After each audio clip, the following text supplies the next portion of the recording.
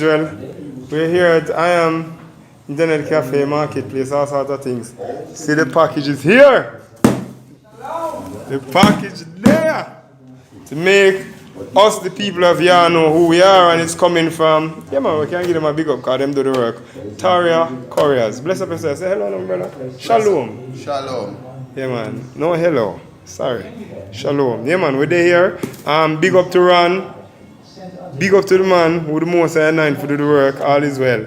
Blessed love. We are going to see history in the making. Hallelujah. All right. So, it's time to read. Enough reading.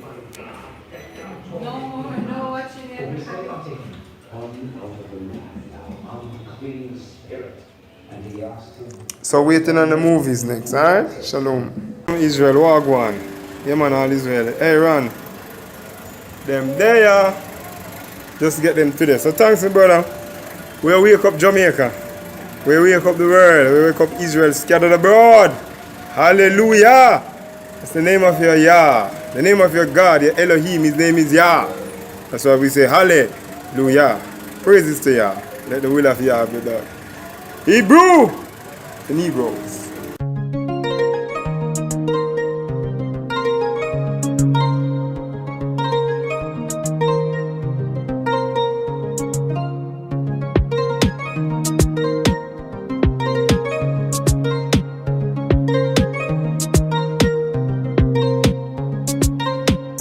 Yahuwah, he lives forever. Sing his praise which dwelleth in Zion. Our Elohim, his words are perfect, and his kingdom will reign forever.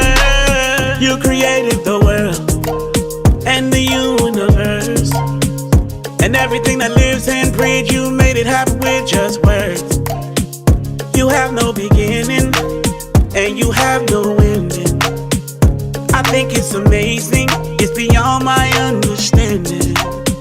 So what can I do if I don't have you? It's all about you, cause without you there's no me. I need a hand, cause I'm just a man. You're always there to teach me the way. I pray that I never fall away. Yahuwah, he lives forever. Sing his praise which dwelleth in Zion. Our Elohim, his words are perfect, and his kingdom will reign forever. Sometimes all I wanna do is jump, lift my hand up high and stomp. Clean me with the water, baptized, get dumped. I feel with the ruach and now I'm drunk. Oh. Shalom, shalom, Israelites. A lot of stuff's been going down. It looks like every time you probably see my face, it looks like I'm getting more gray. Maybe that's a lot of wisdom, who knows? But in a minute, I'm gonna probably have a full beard of gray hair like Moses, or the Moses they have sometimes in these pictures. The black Moses with gray hair. But anyway, I just want to give you guys an update. Curse of Israel documentary movie is going to be dropping April the 8th, 2020 in Detroit, the day before the Passover Cedar Mill. I'm excited. I'm praying for a turnout just like the other two movies that I premiered in December of 2019 and then July of 2000. December of 2018 and July of 2019. And so this movie will be premiering April 8th, 2020. And it's going to be a lot of information you guys are going to see, those that come to the movie. And for those that come to the movie, they're going to see the extended long version, continuous. For those that see the movie on Amazon or Vimeo On Demand, they'll probably get the broken down version of the movie in maybe 90 minutes to 2 hours, the duration. And then right after that, you'll be seeing really fast the third part of the movie that I don't have enough time to show at the theater because the movie then would have been a 4 to 5 hour long movie. But we're basically going through the curse of Israel from Deuteronomy 16 all the way to 68. And in addition to talking about the curses of Israel, we're going to be talking about the blessings of Israel and solutions and what to do next, or what can we do. Because a lot of people, we always talk about the negative things that are happening in Israel, the bad things, but we got to understand that there's solutions to the problem. There's things that we can do. So that's going to be at the end of the movie. But as you all know, I also have other aspirations to finish a continuation of the Hebrews to Negroes sequels. So we had Hebrews to Negroes 1, which is the flagship, Hebrews to Negroes Wake Up Black America. And we had the second movie installment, Hebrews to Negroes 2, Revelation, the Age of the Awakening. And so this time, I'm going to be planning on tentatively putting out the third installment to the Hebrews to Negroes movie, which is Hebrews to Negroes 3, Sound Alarm. Now, you might be asking yourself, what's this movie about? Well, there's tons of information that I have stored in my computers, on drives, in my head, of course. A lot of this is in my head. I mean, I've been studying stuff so much that I can just rattle it so far off the dome and not need a script or a teleprompter. But and then I have books that I've already written that could be made into movies, as well as future books that I already have in the works that have a lot of information that's going to cover a vast amount of information in regards to the Israelites across the whole world. In addition to the sons of Japhet, the sons of Shem, the sons of Ham, the true identity and the whereabouts today of the Edomites, and their mixed seed with the Horites through Amalek. And then also we're going to have to go in again and go even deeper in investigating and bringing up more research in regards to the true biblical identity of the Ashkenazi Jews and the Sephardic Jews, the Mizrahi Jews, the Yemeni Jews, and their relationship to their true lineage going back to the sons of Japhet.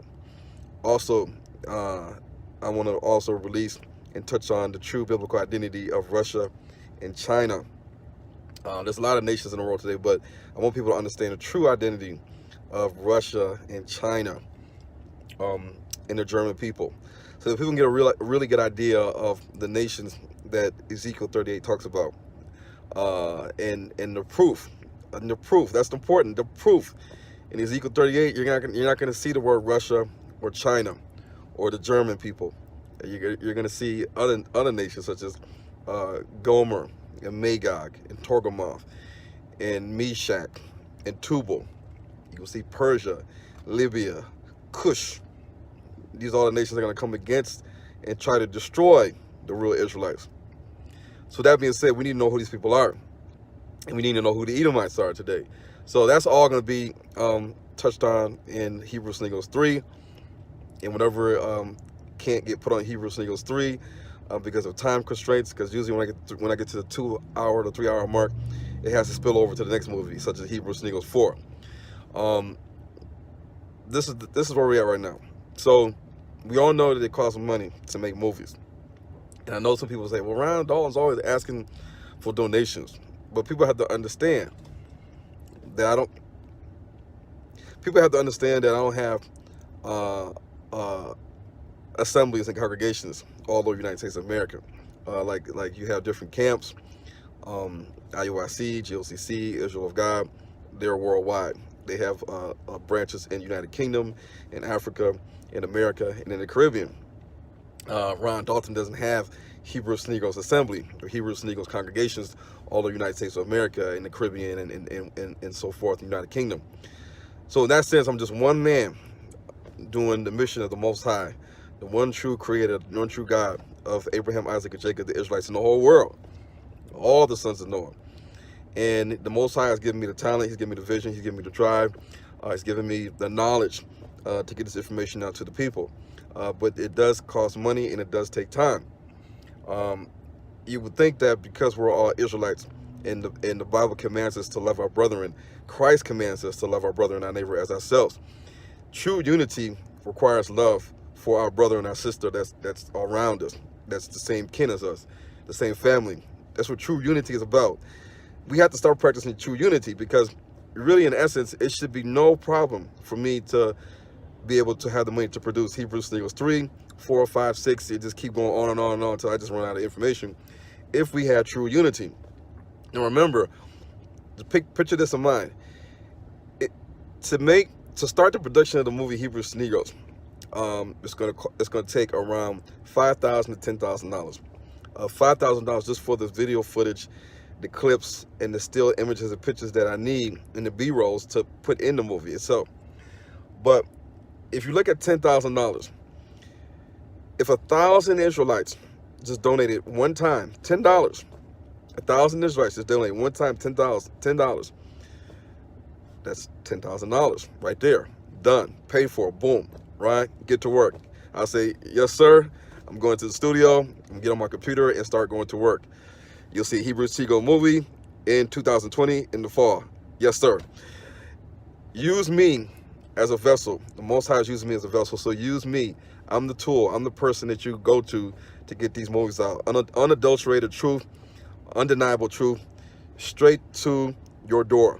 Nobody else is going to deliver a movie that's giving straight truth, and they're not sugarcoating it. They're not scared and in fear because they don't want to lose their job. They don't want to lose their gigs in Hollywood. They don't want to.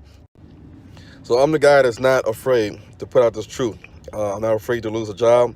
I'm not afraid to lose a gig. I'm not afraid to lose work in Hollywood. I'm not afraid that if I do this, that I won't be signed to some label, some production company, or whatever, wherever it may be. You know, I don't have fear of man. You know, it's that we can't worship two masters. You got to worship Yah, or you can worship money. Worship and be in fear of those that control your paycheck, or that can damage your image and therefore get you out of work. Hebrews Negroes, myself, I have been through this already. Been through the fire. Been through getting fired and laid off and different things in that nation. But the Most High still provides, and the truth needs to come out. It can't be sugarcoated and watered down. And so use me as that vessel to get the truth out to the people. So again, because I had a phone call come in. If only 1,000 Israelites was to donate $10, that would be the money that I could get to work, start production on Hebrews Negroes 3. And I know a lot of people that have seen the first movie and the second movie, they're anxiously waiting for the third movie. They're anxiously, and trust me, when they see the third movie, man, it's gonna blow people's heads off. It's gonna blow people's wigs off. People's jaws gonna drop. People ain't gonna really understand and comprehend what they just saw. You will have to have a notepad in hand, and you will have to probably watch it 2 or 3 times to really fully get the breakdowns of what I'm gonna do in this this third movie. That's how heavy the information is. All the information that I've brought together from talking to people from the Philippines, from Papua New Guinea, from the Solomon Islands, from Samoa, from Fiji, from New Zealand, from India. People will find out the truth. Even my conversation with a Taino elder that lives in Guayanilla, Puerto Rico, in regards to the stones, and Professor Reniel over there at the University of Puerto Rico. If anybody knows about the Guayanilla stones, the Hebrew stones in Puerto Rico, and they know about Professor Reniel. Trust me, this movie is going to be heavy, and the amount of research that I've done over the years into the true biblical identity, the amount of research I've done in regards to the true identity of the Ashkenazi Jews, the Sephardic Jews, is bar none. I mean, I've uncovered them so deep. It's almost like peeling back layers of the skin in an anatomy lab. So I know exactly who they are, and down to the genetic level, hair level, bone structure analysis. You know, the eyes. I mean, everything. You know, it has been done. So this stuff is going to be coming out. Hebrews Negroes 3. I need you guys' support. So if you can, support your boy Hebrews Negroes. You could do so. I created a GoFundMe. If you go to GoFundMe and type in Hebrews Negroes 3, it should pop up as the GoFundMe. And you can also do Cash App at $ Hebrews, the number 2, Negroes. Hebrews, the number 2, Negroes. So $ Hebrews, the number 2, Negroes. That's how you can donate through Cash App. And then on the YouTube video that I just dropped with the short teaser trailer, You can scroll down in the description and you can see the link to the PayPal if you want to do a PayPal. And if you want to do the old-fashioned way and just mail in a check or money order for $10, then you just email me at hebrewstonegros@yahoo.com. And these are the ways you can donate, get this popping, get this going. And like I always say, Ron Dalton delivers. You can see my footwork and my fruit. Anybody that knows Ron Dalton, the Hebrews and Eagles YouTube channel, knows that over the years, if I say I'm going to Chicago for a conference, I'm in Chicago. If I say I'm going to New York, New Jersey for a conference and a movie screening, I'm in New York and New Jersey. If I say I'm going to Tennessee or Kentucky for a conference or movie screening, I'm in Kentucky and Tennessee. If they say Ron Dalton's going to be down in Florida speaking with B'nai Israel and Divine Prospect, Ron Dalton's down in Florida. You see the footage. If they said Ron Dalton's going to be in Louisiana, Ron's in Louisiana. Ron Dalton's going to be at Grambling University, Ron's in Grambling University. Ron's going to be in North Carolina, Bible on Black with B'nai Israel, Ron's in North Carolina. So people are seeing Ron Dalton, myself, in different states, holding conferences. Even in Michigan, the Great Awakening Hebrew Sneakers Mega Conference, we're actually doing the work.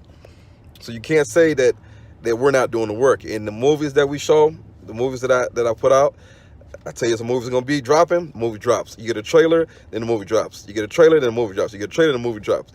And you're actually seeing footage of the movie actually dropping and people come to the theater.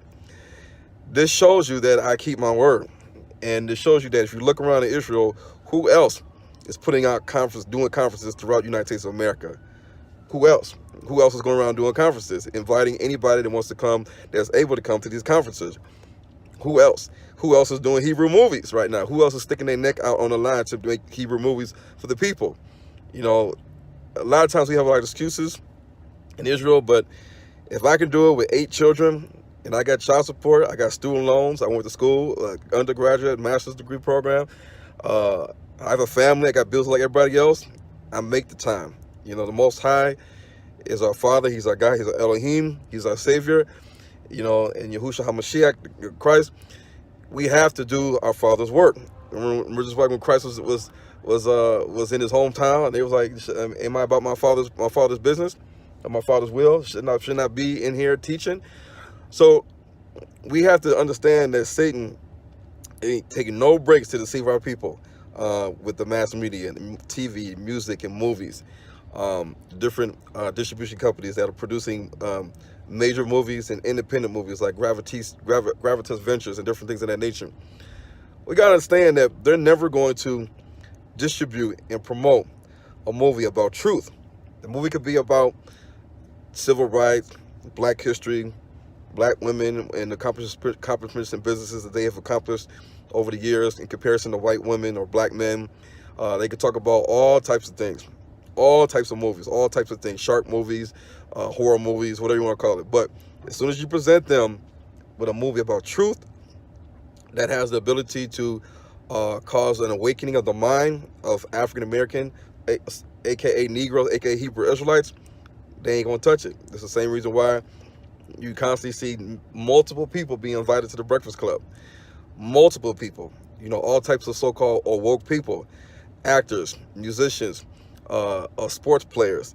You know, they ain't gonna never have Israelite on there, especially myself. If they do, you're gonna see a major push and move happening the day after, because we all know that once somebody's on the Breakfast Club, that the whole world is watching. The whole world is watching.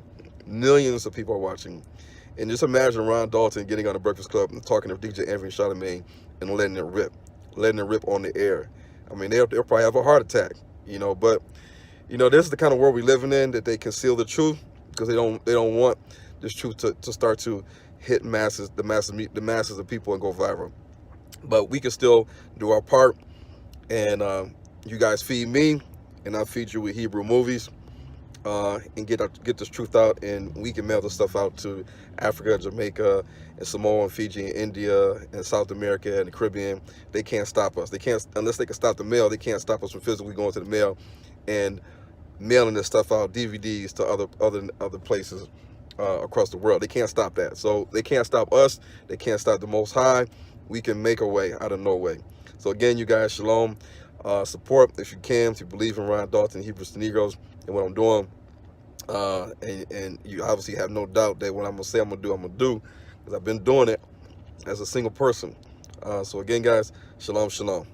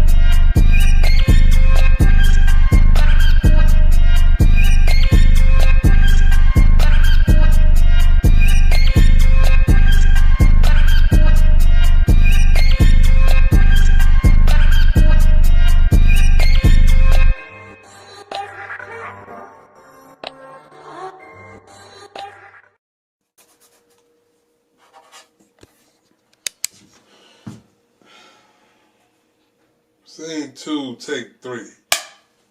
Blaze, man, we gotta wake up. Acknowledge, you know that they hate us. Fell off, don't do it again. Why you got grace? It's almost the end. We gotta fight if we wanna win. We cannot settle or lose again. Trust in the Lord and stop sinning. I know it get harder, he got a plan.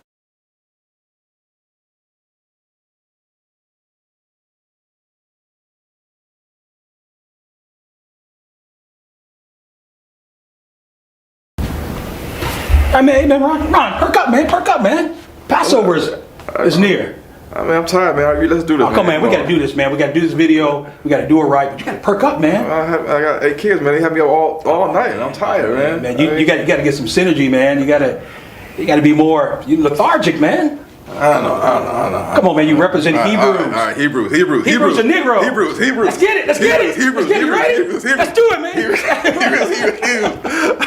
man. Shalom. We're here to talk a little bit about the Great Awakening Hebrews to Negroes Passover event 2020 in Detroit, Michigan. I'm here with the human encyclopedia himself, Mr. Ron Dalton Jr. Shalom. Shalom.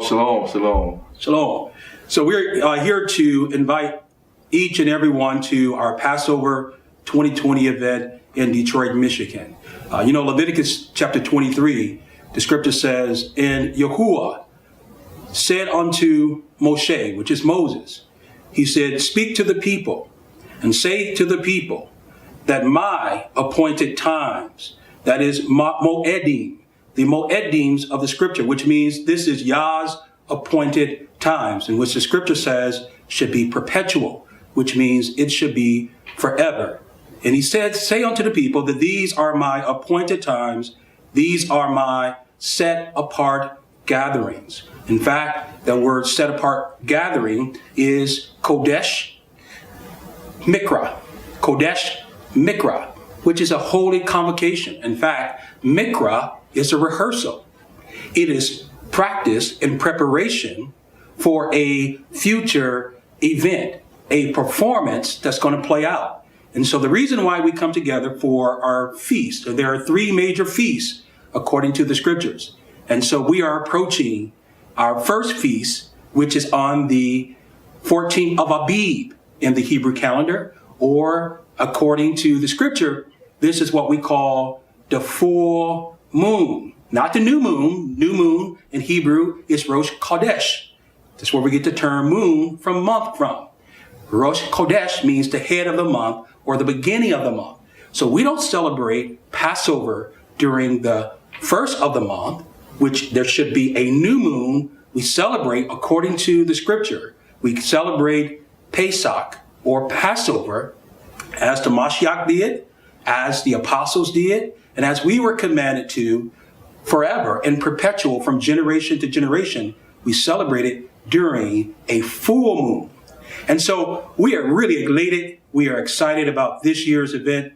We are looking for individuals to come from several states, from all over different geographies, and to converge on the city of Detroit for a wonderful time as we celebrate the Most High, and we are obedient in accordance to the scripture, to the Moedims. And so this is going to be April 8th through the 12th. Again, April 8th through the 12th.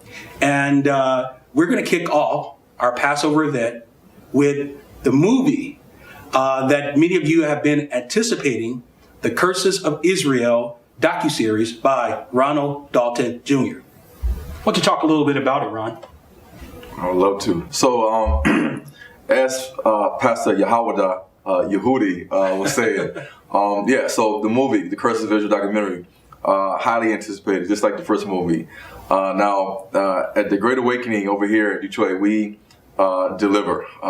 Just like we had the conference last year, was a success. The Great Awakening Hebrews to Negroes Mega Conference. We had almost 500 people show up from all walks of life, all nationalities, different countries, different states. And that was a joyous event. We premiered at that time the second movie, Hebrews to Negroes 2, Revelation, Age of Awakening. And prior to that, back in January of 2019, we premiered the first movie, Hebrews to Negroes, Wake Up Black America. And so we're back at it again with a third movie. And this movie is a documentary series. It's not going to be just one, because we're covering the curses of Israel as well as the blessings of Israel. We can't talk about the curses unless we also talk about the blessings. We want to know, how can we get out of the curses? How can we start doing things as a nation that will allow us to receive the blessings, at least until the Mashiach comes. But we do know that for most of Israel, when you look at America and across the world, in different communities in West Africa, East Africa, South Africa, in Australia, in Papua New Guinea, in Fiji, Samoa, Melanesia, you'll see a downtrodden, oppressed people, people that are going through hard times. And they may not know why they're going through this. But when you look at it, you'll see, it's interesting because in the scripture, the Bible says that Japheth shall dwell in the tents of Shem. If you look at all over the world, you'll see that there's been colonization by the European nations. And usually that means that there's a person that is doing the oppressing, and there's a people that's oppressed. And so the curse of Israel is about us telling our story, our voice, in regards to the scripture and how the curse of Israel pertains to us. So we're starting off at Deuteronomy 28:16, going all the way down to 68. But of course, there's so much material that we got to cover. And we got a lot of different people we interviewed from different organizations and assemblies and camps. and they have a lot of stuff to say. And I'm really excited because we're going to be breaking down about the curses. We're going to talk about the covenant law. We're talking about who was it given to, and did they break the law, and what was the punishment for breaking the law. And this is going to be told by Israelites. And we also have Pastor Howard. He's going to be talking about is the law done away with. More importantly, people are going to see at the end the different things we can do to reverse the curse, to keep the law. When you keep the law, what's going to happen in terms of the nation of Israel? So just like the last one we had in July during the Great Awakening Hebrew Sneakers Mega Conference, it's going to be the same location. It's going to be at the Landmark Main Art Theater in Royal Oak. Now, the tickets are $35. And to get the tickets, you need to go to either two things. You need to go to eventbrite.com and then search in the keywords Curses of Israel, and it should pop up. Or you can go to www.thenegronetwork.com and you'll click on the link that'll take you to Eventbrite to pay for the tickets. Now, you want to get your tickets earlier than later because last time we had basically a full house, and the theater can seat about 475 people. So we had standing room only. The last time we had the two movies, people were standing in the back of the wall watching the movie. People were going in and out. People were just wanting to come in inside the doors and just stand there just to watch the movie because there was so many people in the building at the time. And so, as you can see, April 8th, 2020, you want to get there before 7 p.m., so around 6 o'clock so you can get your parking. It's because there's limited parking in the parking space around the theater, in front of Imagine Theater, and they have parking also on the street and in different parking garages nearby. So it starts at 7 o'clock. It's going to end at 11:30. The movie is going to be over 90 minutes, so you're going to get your money's worth, but you're going to have to probably take a break for stretch your legs, to use the bathroom, get some popcorn, get some drink, and then get back to the movie. So again, we want to get there at least at 6 o'clock, 6:30, to get ready to check in to get to the movie at 7 o'clock. Again, Landmark Main Art Theater in Royal Oak, Michigan. Tickets are $35. And again, to get the tickets, go to eventbrite.com or www.thenegronetwork.com. If you have any questions for the movie, you can email me at hebrewstonegroes@yahoo.com. So this is the first day of the Passover festivities in Detroit. I'm excited because people really are going to be blessed by watching this movie. And I've been putting a lot of work, a lot of behind the scenes skits and different things to mix it up with the interviews and the knowledge that we're going to be dropping in this movie. And you're always going to get knowledge in the movies that we do. Even you see interviews and skits, different things, we're going to kick a lot of knowledge to you as well in regards to breakdowns in ancient Hebrew and Torah and everything in the law. So stay tuned. You don't want to miss this. You want to talk about day 2? Absolutely. Well, anticipation and expectation is in the air. Culture is observable worship. We should be able to look at one's culture, and it should be pretty evident in terms of who or what they worship. And so we really thank the Most High for Ronald Dalton in his work and his laborious efforts over the years that solely have wakened up thousands and thousands and thousands of people in our community, as well as other nations as well. So we are really anticipating the movie of Curses of Israel docuseries on April 8th. Now, the following day, which is April 9th, we are going to have a Seder meal. So in conjunction with Dr. Laws and Sandra Laws here in Michigan area, they pastor a church called Bet Ephraim. And so we have joint efforts with them to have a huge Seder meal. We are looking maybe about 600 people to be in attendance at that Seder meal. Now, why do we call it a Seder meal? Seder in Hebrew means order. And certainly there's an order to the meal in which we eat according to Shemot, chapter 12, or in which we call Exodus. So in Exodus chapter 12, it talks about eating of the lamb. Wait, so no chicken wings? No chicken wings. Spaghetti? Meatball? No meatloaf? Biscuits? No. Okay. So this is going to be a very formal time together in which we will have roasted lamb, according to Exodus chapter 12. We also have the bitter herbs, according to the scriptures, as well as unleavened bread. Without all the other traditional things that are added into it, that was added in by other groups, all right, we should say. And so it's going to be a wonderful time. There's going to be a lot of artists there, There'll be worship. We have a prescribed liturgy, if you will, according to the scriptures in terms that we follow. And it's going to be a wonderful, wonderful time. So it's a Seder meal. Now, many of you don't eat lamb, right? Just like me. In fact, I'm a vegan. And so we also have vegan options there as well for those who do not eat meat. Many of us see Yahusha, HaMashiach. They see him as being the sacrificial lamb. And so, in fact, in all the feasts in which we do, the scripture says, according to Colossians chapter 2, that let no man judge you concerning the festivals or the feasts, concerning the new moons and concerning the Sabbaths. Why? Because they are a shadow of things to come. They are a shadow of things to come. Even in the millennium, we are going to be indulging and observing the feast. Why? Because it points to our Messi'Yah. All the feast is pointed unto him. And that's why the Messi'Yah, during what Christians call the Last Supper, but is really Passover, during the Passover meal, he said, do this in remembrance of me. The same way the Most High have commanded us to observe Passover perpetually throughout our generation, because we remember, we do it as a memorial, as how he have brought our ancestors out of Mizraim, out of Egypt. And so that's why even the Mashiach said, do it in remembrance. So it is a memorial.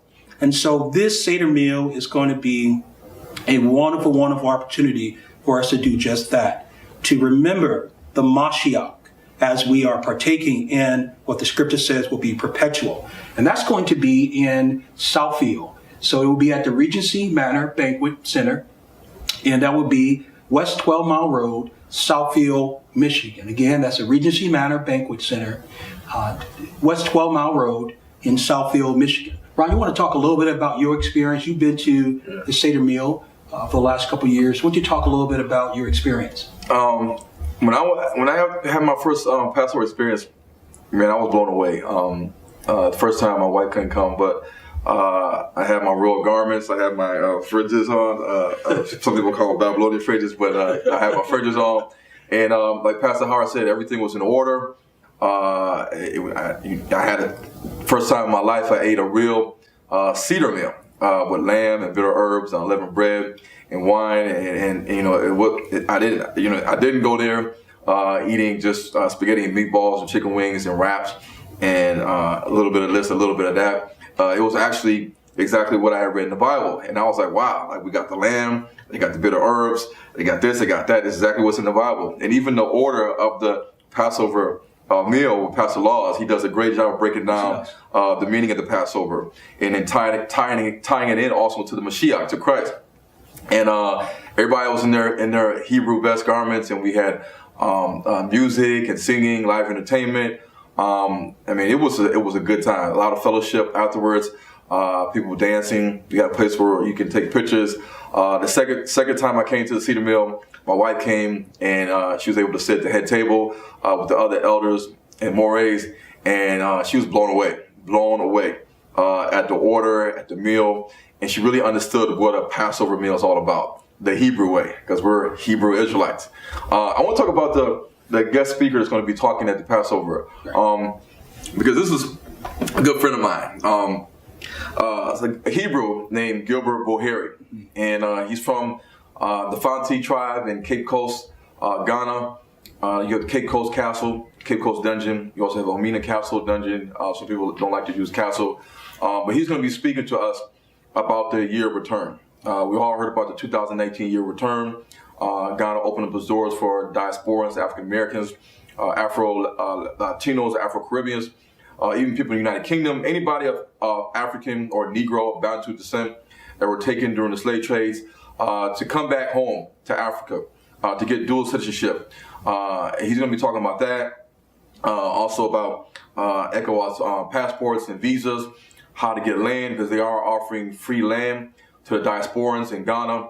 And he has the God Box tours.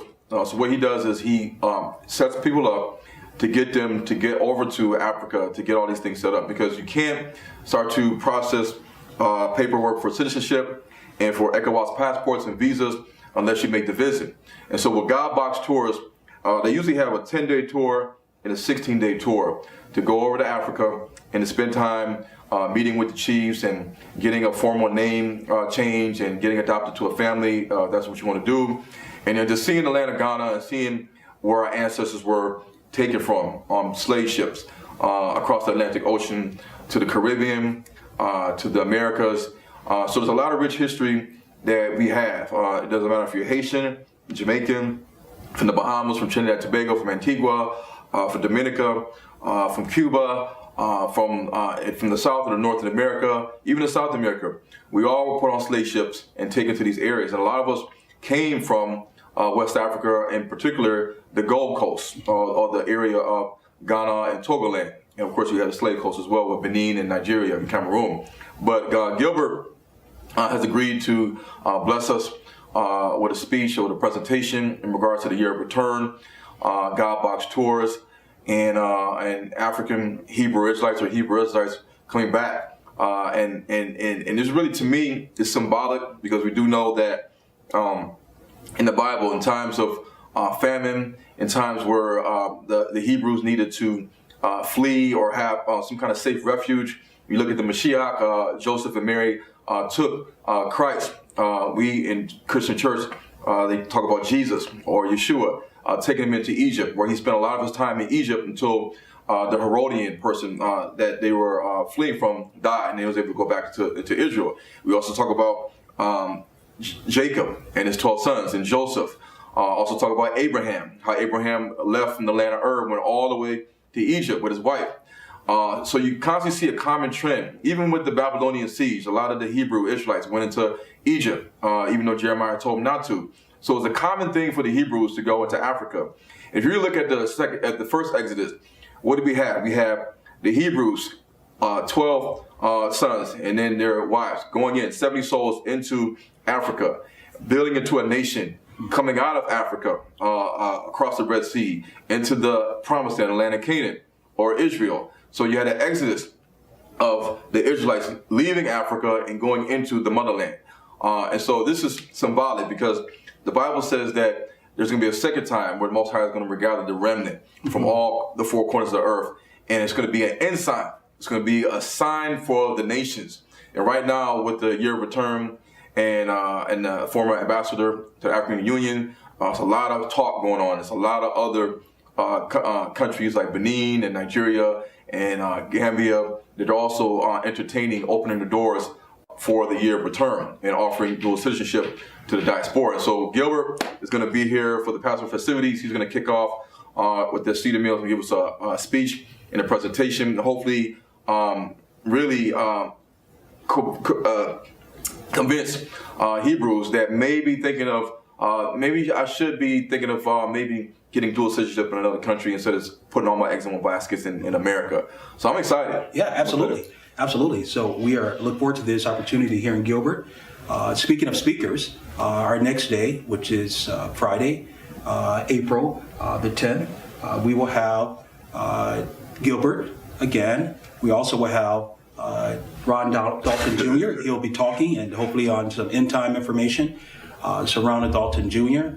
of Hebrews and Negroes and the Negro Network. In addition to that, we will have Moray Rick Marlin, all the way from Indianapolis, Indiana, in Teshuvah Ministries. It's always a pleasure to have Rick Marlin. Many of you in the Hebrew community, you are aware of his teachings. He is a Torah juggernaut, if I can say that, in terms of his knowledge, in terms of Torah. We also will have Moray Asa Demesi, and so he will be coming from North Carolina. He is the Moray of Shema Ministries. And we also have Pastor Laws, Pastor Michael Laws here in Detroit, who pastored Ben Ephraim. And so we're really excited about him. And then yours truly. I will be doing a workshop as well. So these workshops will take place Friday, the 10th, Friday, April 10th. It will be at New Breed Assembly. Shout out to New Breed, right? New Breed Assembly here in Detroit, Michigan. And so the address there would be 58 Orchard Street in Mount Clemens, Michigan. Again, 58 Orchard Street, Mount Clemens, Michigan. Now, the next day, which is Shabbat, for all of those who will still be here in the Detroit area. We anticipate many of you coming from the Midwest and from the South and from the East Coast states, and to join us here for Passover 2020. We will have a Shabbat service, and so there's going to be it's going to be festive. It's going to be celebratory during our time of these feast days, and so we look forward to you being there. That's going to be held at Bet Ephraim, and so Bet Ephraim, of course, pastor is Pastor Michael Walls, and that's at 26701 Joy Road in Dearborn Heights, Michigan. Again, that's 26701 Joy Road, Dearborn Heights, Michigan. And so we look forward to seeing you there. That Shabbat service will start at 11 a.m. Now, that's not it. Go home, get a chance to go back to your hotels, get an opportunity to rest, have a time to network with some other coatees and some Ahch that will be here from several states. And then we're going to come back that night for a night of worship. You don't want to miss it. We will have a New Breed Assembly worship team, Hebraic worship team, phenomenal worship. You don't want to miss that night. We'll have John Benton in the house. We'll have some other local artists there. And so we're not calling that concert. It's just a night of worship where we can fall on our faces before the Most High, repent before Him, and worship all night. And what better time to worship than a time in which we call the Holy Convocation, a time where He has set apart for us to gather. And the Most High will never, ever call a meeting without expecting to show up. And so during this night of worship, we expect for Him to show up and the Ruach HaKodesh to really set the atmosphere where there will be not only the teaching of Torah, but there will be a demonstration of deliverance, of lives being set free during this most holy time of the year. And then on the first day, in which we call Sunday, from 12 to 4, we're going to have some time of networking, some time of fellowship. Many of you in the community, whenever the Great Awakening Hebrews and Negroes put on conferences, you talk about how our schedule is so packed that there's really no opportunity really to fellowship. And so we have carved out some time in our schedule during this weekend just to socialize, to eat, to sit back, to talk, to have communal capacity according to Acts chapter 2 and Acts chapter 4. Hebrew, we are a communal people. Hebrew is about action, and it's not just about philosophical theory. It's not just about doctrine. We are people who are communal by nature. So again, in order to register for this conference, you go to www.greathebrewawakening.org. Again, www.greathebrewawakening.org. If you want tickets for this event, the tickets per individual is $85. That covers your Seder meal. That covers all of the events that we're going to have during this weekend, your food. You don't have to worry about anything during this time. If you have any special accommodations, please contact us. You can email us at info@greathebrewawakening.org, and we'll make sure that we accommodate you in terms of for transportation purposes. And Ron, we just look to have a wonderful time during this weekend. Now, remember, this $85 only covers the Seder meal and the event. The movie is a separate fee altogether. Why don't you repeat that for them again, first the movie? All right, so the Seder meal, if you look at the price, you're getting a lot. You're getting 5 days. 5 days. $85 for Thursday, Friday, Saturday, and Sunday. That's for the Seder meal and all the festivities afterwards. And then on the movie day, it's $35. $35 for the movie, $85 for the rest of the 4 days. And again, remember that the $85 does not include everything. So for the movie, if you just want to come see the movie, which some people do, I don't know why, but for those that just want to come to see the movie and they may not have the time in their schedule to come to all the events, then they need to go to eventbrite.com and type in Curses of Israel and order the movie, or the negronetwork.com. But if you want to see the movie and everything else, and you want to go to these two websites, get your tickets for the movie, and then go to www.greathebrewawakening.org, and then get your tickets for the rest of the events, which is $85. It's important you do that because we have limited seating, and we want to make sure we accommodate everybody. We want nobody to be left out in terms of the amount of meals that we have to cover for the Cedar meal and for the fellowship night on Sunday. You will be fed. You will be fed. I can attest that at each Passover meal, there's always food left over. So I'm usually eating 2 shanks of lamb because I'm a big guy. I'm 6'4", 255 pounds. I gotta have 2 shanks of lamb. So you will be fed. You will not go home hungry. Yeah. So we look forward to seeing you there here during the Passover event. Do expect for there to be a proclamation of the word of the kingdom, which is Torah. And make sure you also going to experience a demonstration of the works of the kingdom, which is Torah in action. And then you're going to find a restoration of worship of the kingdom. And so when you come to Passover 2020, expect word, works, and worship together. And we look forward to seeing you there. Again, www.greathebrewawakening.org. Shalom. Shalom.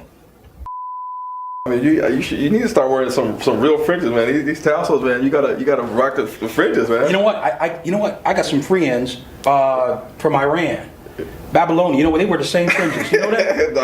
Nah. Didn't the Most High say do not wear the garments of the heathen? You're wearing heathen garments, man. All right. Okay. All right, we're about to get started, man. I can't wait. But you guys, you're gonna be tuned for a treat when you see what we got coming for your way in April 8th to April 12th. You guys are gonna be very, very happy. Make sure you come out to the Detroit City, D-Town. Passover 2020. You want to be here, Detroit, Michigan. Want to see you all come out? It's gonna be off the chain. Be here in Detroit, Michigan. Passover 2020. Are you ready? Are you ready? It's really going down. It's about to go down now. Really going down. It's about to go down. It's really going down. It's about to go down now. Really going down. It's about to go down. We the people, Shema, Israel. We the people, Shema, Israel. We the people, Shema, Israel. We the people, Shema, Israel. We the people, Shema, Israel. We the people, Shema, Israel. We the people, Shema, Israel. We the people, Shema, Israel. We the people of the book. I stay humble, I ain't even boasting. I'm just here telling you facts. No more secret, it's gotta be spoken. We out here living a lie. 3/5, but they say that we equal. So put your hands up in the sky. Represent for the chosen people. Melanin, yeah, we got a lot of it. I can see the fear in them when they look at it. Lacking understanding, cause it's their nature. They don't fear God, but concerned about some glaciers. They always wanna justify, define themselves not guilty. Pride so puffed up high, living in iniquity. We the people, Shema, Israel. We the people, Shema, Israel. We the people, Shema, Israel. We the people, Shema, Israel. We the people, Shema, Israel. We the people, Shema, Israel. We the people, Shema, Israel. We the people, Shema, Israel. We the people that they took. I stay humble, I will not be shaken. My people is starting to wake up. Their mind scramble, need a shake up. They rewriting history, whitewashing images, forgery. It's all a conspiracy, crafted counsel from our enemies. They stole our identities, done away with our heritage. Had us working in the fields, broken, we can't get no settlements. So cruel, they took it too far on them people that resemble Kadar. Perpetually, they really hate us, but we quickly coming out of our haters. We the people, Shema, Israel. We the people, Shema, Israel. We the people, Shema, Israel. We the people, Shema,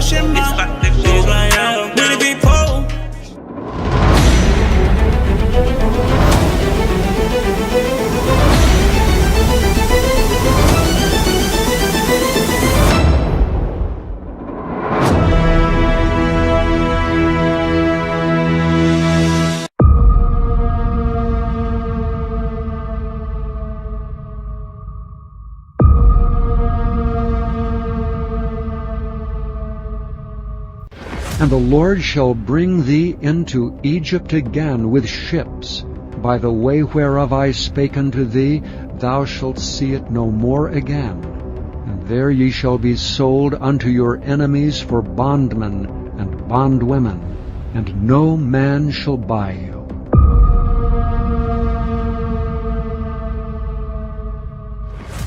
The Lord shall cause thee to be smitten before thine enemies.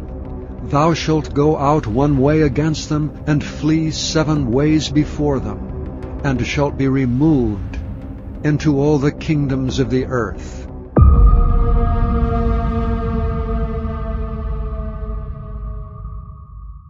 You see, that is in slavery time. They sold the colored people. They sold the colored people, and they bring them from Africa. And they brought me from Africa. I was a child, a boy. And they bring me from Africa. Liberia, Africa, where I was born. And put it in the United States. And the northern people bought colored folks, put you up on a block and sell you, bid you off. The highest bid to get you. The highest bid to get you. And the northern people bought colored folks. And the south bought colored folks.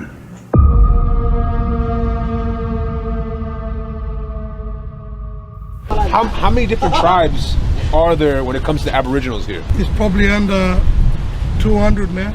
I don't see very many. Nah. And the ones that I do see, I see with their heads down. I see them homeless. Yeah. I see them pretty much sent out to the outskirts of town. How do the Aboriginals here survive? Love, That's it, love. struggle. We always connect.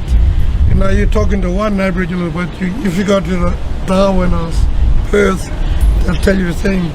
We all united in this country. Yes. We're not divided.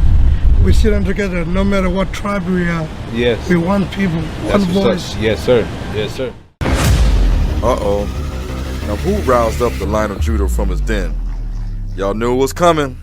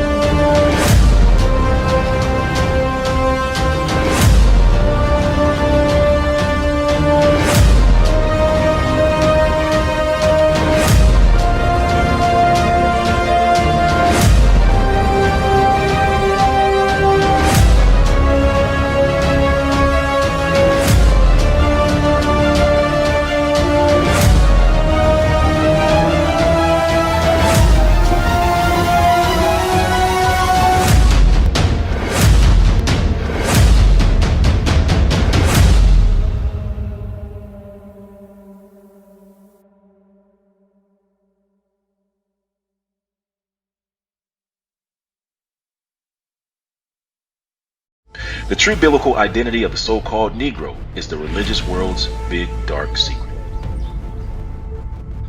The greatest mistake of the movement has been trying to organize the sleeping people around specific goals.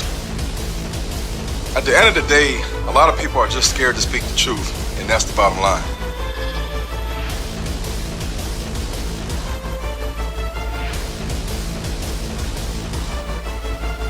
If you tell a lie big enough and keep repeating it, people will eventually come to believe it. If you can control TV, movies, music, and distribution, you can control the narrative for a particular group of people. You have to wake the people up first, then you'll get action.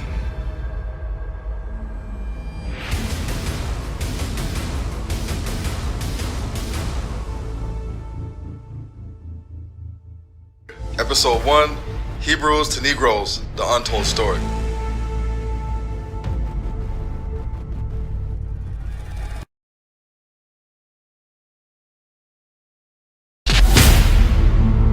They never thought this day would come, and no, it is not a dream, it's very real.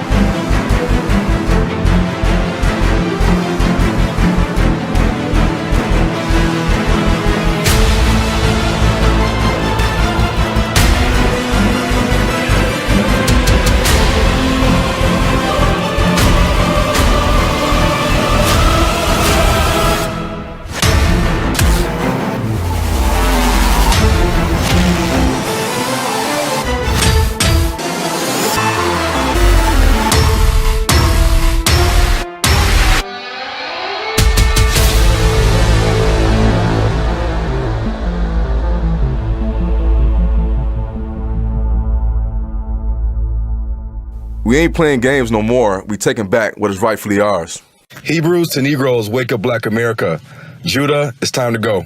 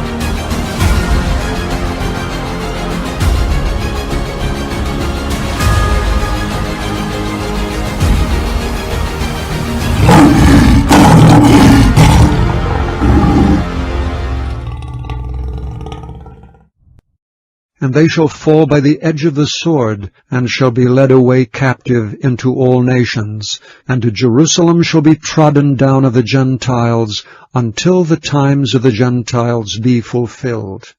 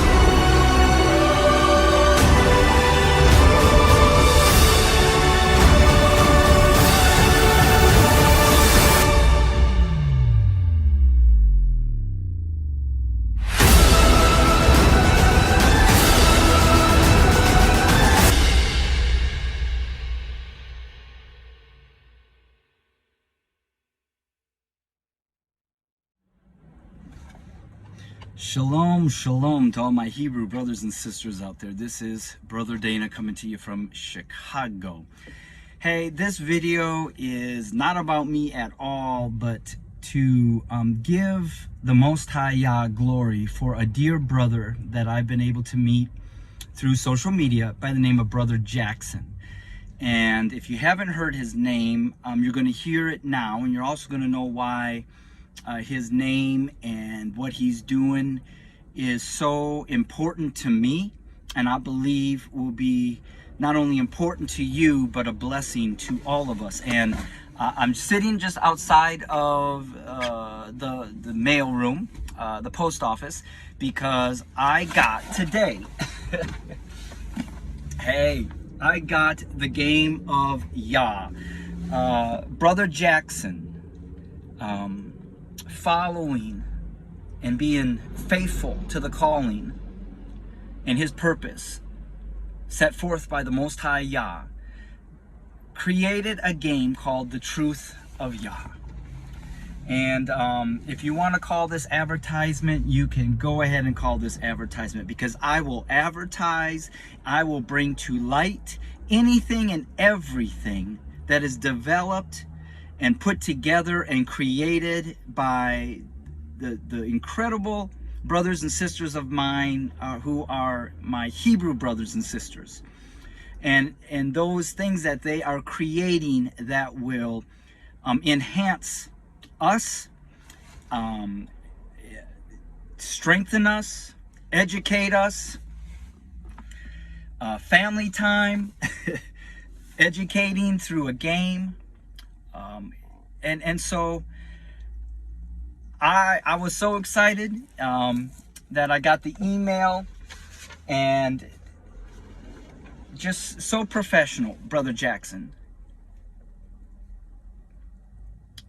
And just looking at what you have created.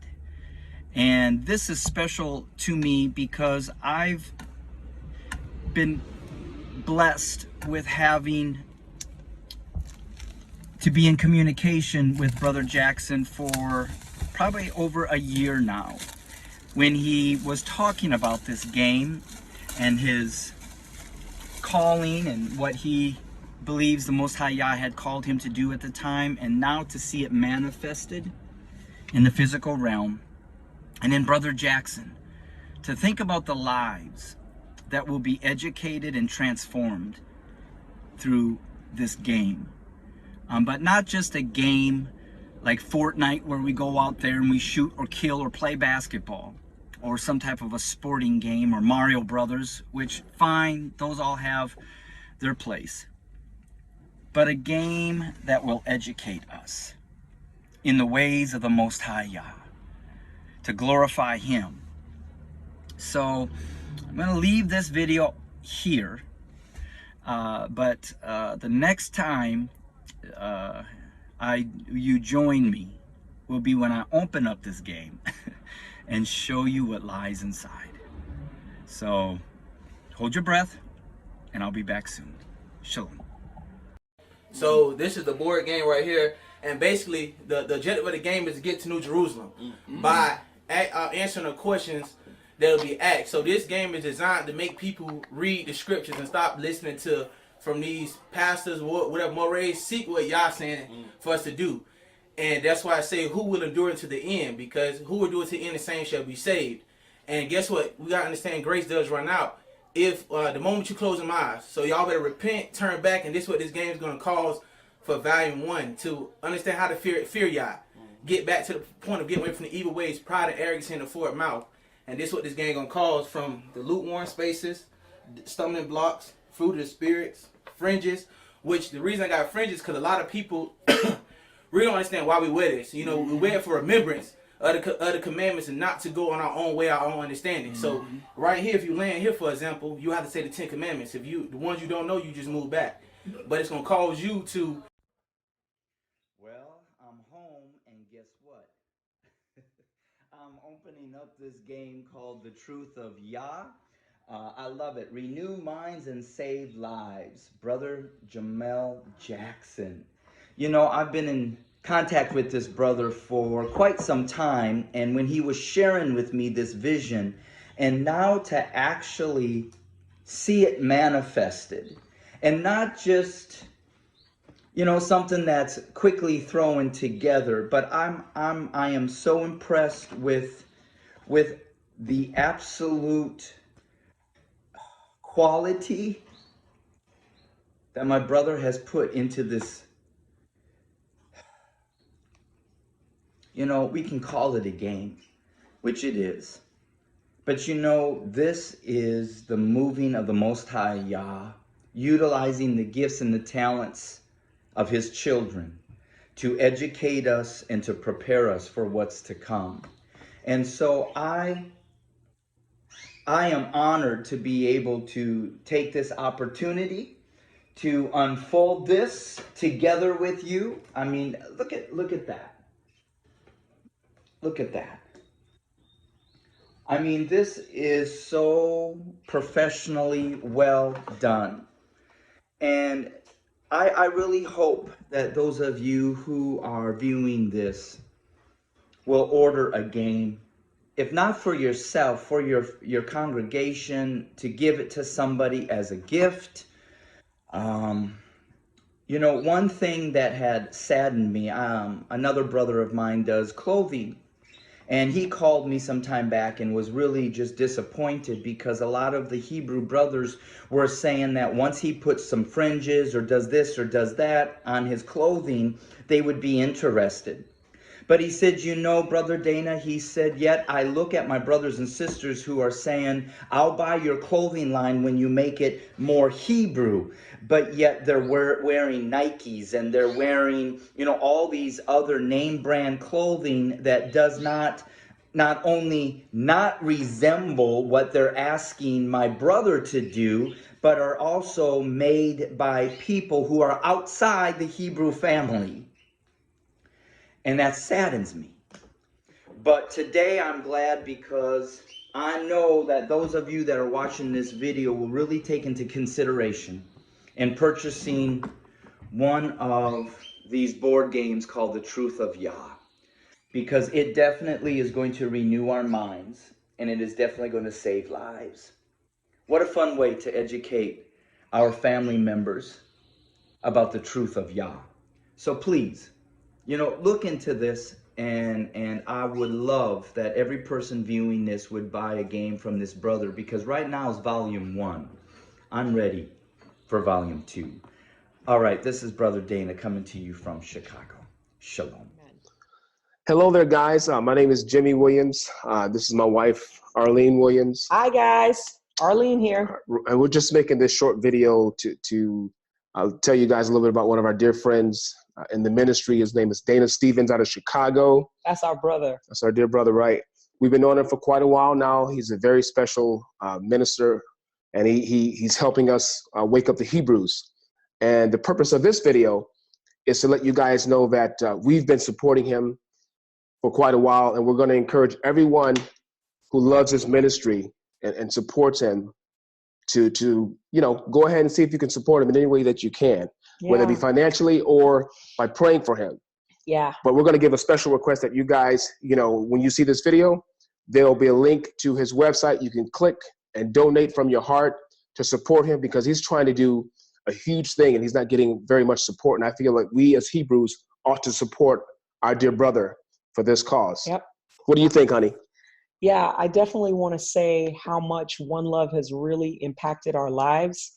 You know, without really kind of going into a whole history of our commitment and our just history in general with One Love. You know, Dana does some things that I see fellow Hebrews that are afraid to step out and do. And, you know, when people are bold enough to come and take a stand for us, for who we are, and to speak with courage and conviction, I think it's important to donate and sow into that cause. So that's the reason why my husband and I have personally committed our businesses to sowing into his ministries.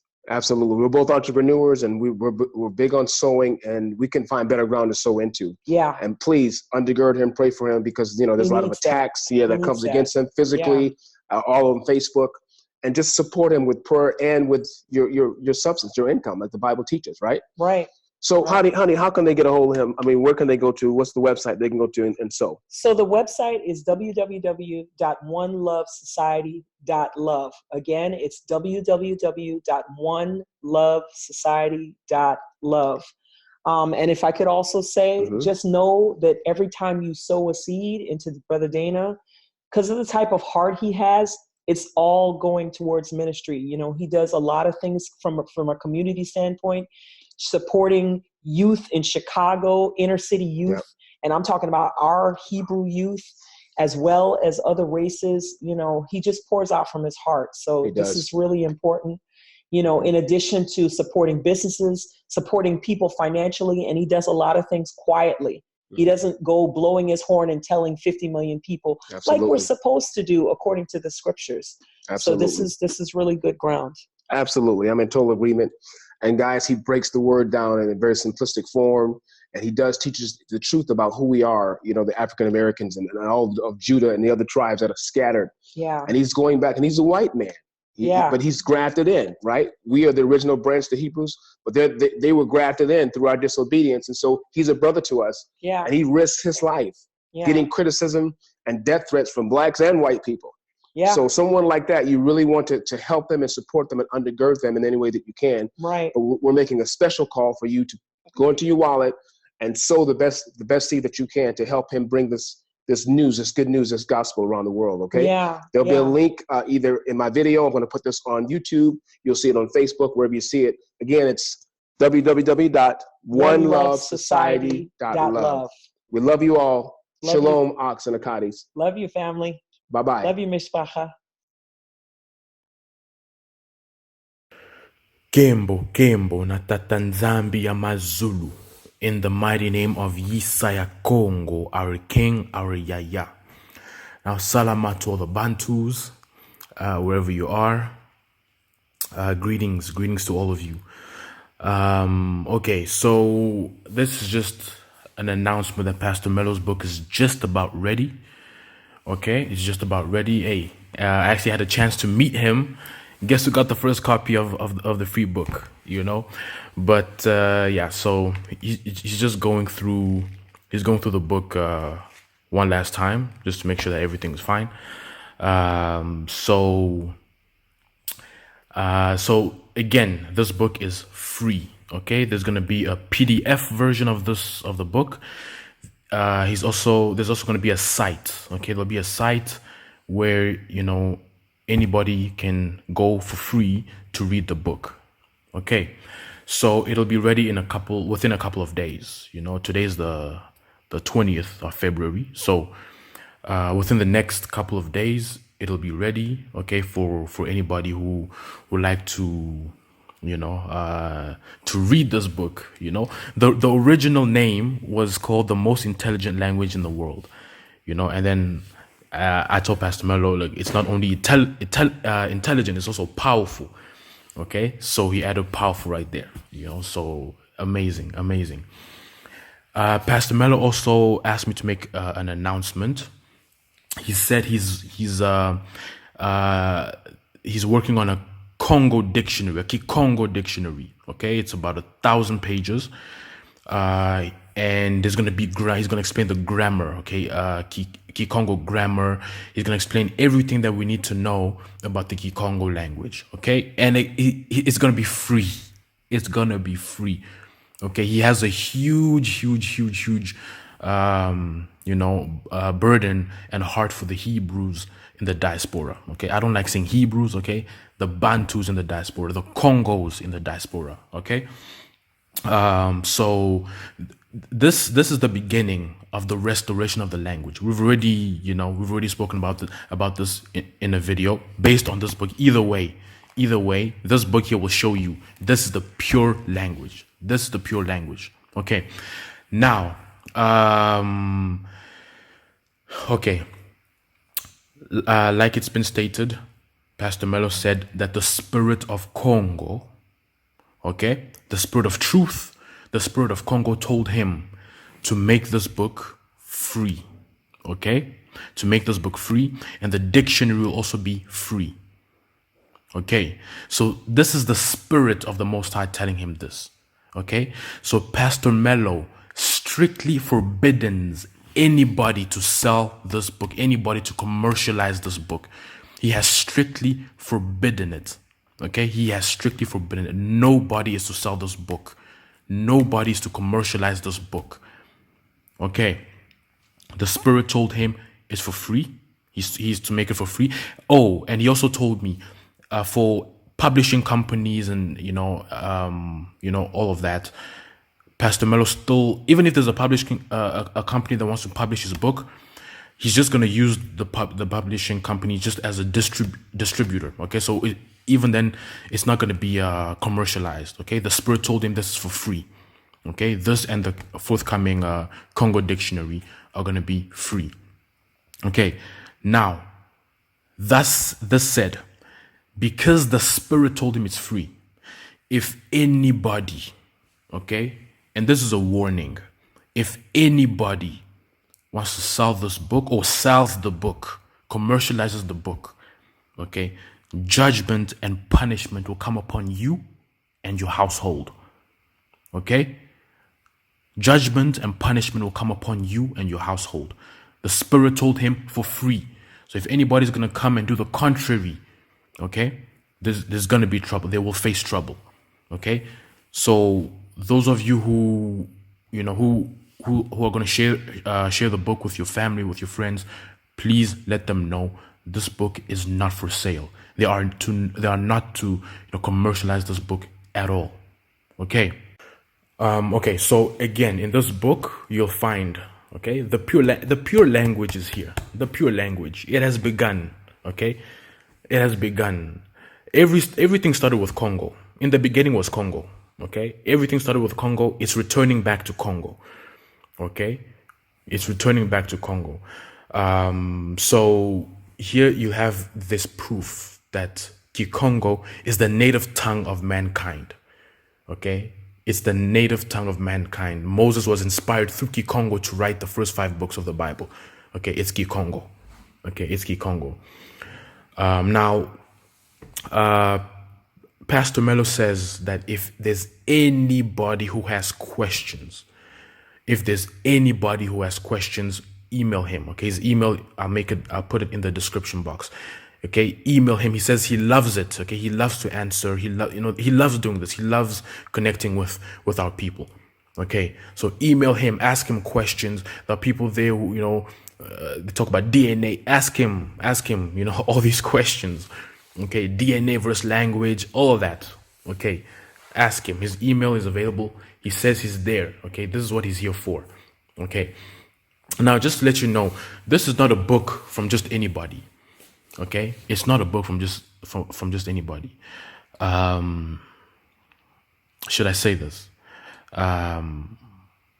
Okay, like I mentioned, I've had the opportunity, okay, to meet Pastor Mello in person. Okay, we sat down, we had hot chocolate together. Okay, he's amazing. He is amazing. Okay. And he told me a little bit about his story. Okay. Okay. I'll say this. The secret society of the Vatican wanted to take him out. Okay. Wanted to take him out. Okay. That's as far as I'll go. Okay. Who is Pastor Mello? What are the messages that he carries that the Vatican does not want him to release? What is it? This is one of them. This is one of them right here. Okay, this is one of them right here. When this book is going to circulate in the U.S., okay, it's going to circulate in the U.S. Actually, all over the world. The Vatican will hear about it. The fake Jews will hear about it. We're headed for some difficult times, y'all. We're headed for some difficult times. Okay, let's remain in prayer and fasting. Let's remain sensitive to the Most High. But this right here will revolutionize everything. This book right here will revolutionize everything. Okay, who is Pastor Mello? Okay, you're not receiving a book from just anybody. Okay, Pastor Mello is not just anybody. He's a man anointed by the Most High. Okay, he is a descendant of Bantu kings, Bakongo kings. Okay, he is royalty, and he is a Levite.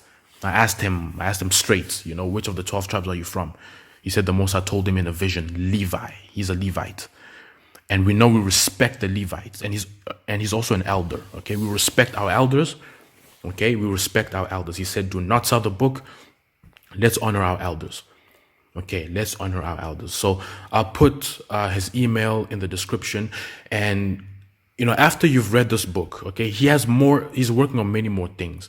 He's working on, actually not even working, he already has a system in place to help the Congos in the diaspora learn Kikongo quickly. Okay, he said the method was downloaded to him, in him from heaven. Okay, from Zulu. So all of this is for y'all.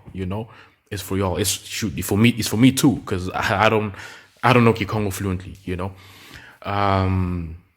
So Pastor Mello is not just anybody, y'all. Okay, listen to what he has to say. Read. It's not even that many pages. It's not even that many pages.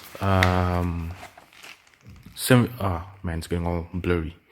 Okay, so it's about 76 pages. Okay, so yeah. Okay, that's just a preview. So it's almost available, y'all. Okay, for those who, after reading this book, if you guys have been moved, if you guys are, if y'all have learned something, and Pastor Manuel, he has a lot of things that he's working on, a lot of deep hidden secrets. Okay, and if this has inspired you, y'all can support his work. Okay, when I do another video, when the book is ready and available, I'll do another video and I'll put his details. I'll put his details, his PayPal, for those who want to support his ministry. Y'all can do that. And Hebrews in America, Hebrews in the Caribbean, invite him, fly him over. After reading this, okay, we challenge any other people, come and do the same thing with your language. Come and break down the scriptures with your language. Okay, come and break down the scriptures. This is the mother of Bantu languages right here. The mother of Bantu languages. This is precious. This is precious right here. Okay, so yeah, salama, and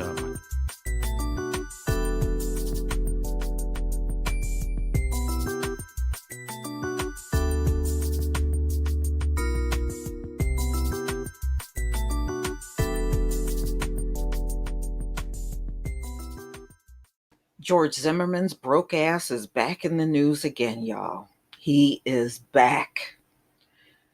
Now he's trying to sue presidential candidates. This man is so broke, he's just going after anybody for any reason. George Zimmerman sues Pete Buttigieg and Elizabeth Warren over tweets. Zimmerman claims Democratic presidential candidates tried to garner votes in Black community. That's not a crime, George Zimmerman. It's annoying, but not a crime. So this came out in Click Orlando, February 19th, 2019. Wow.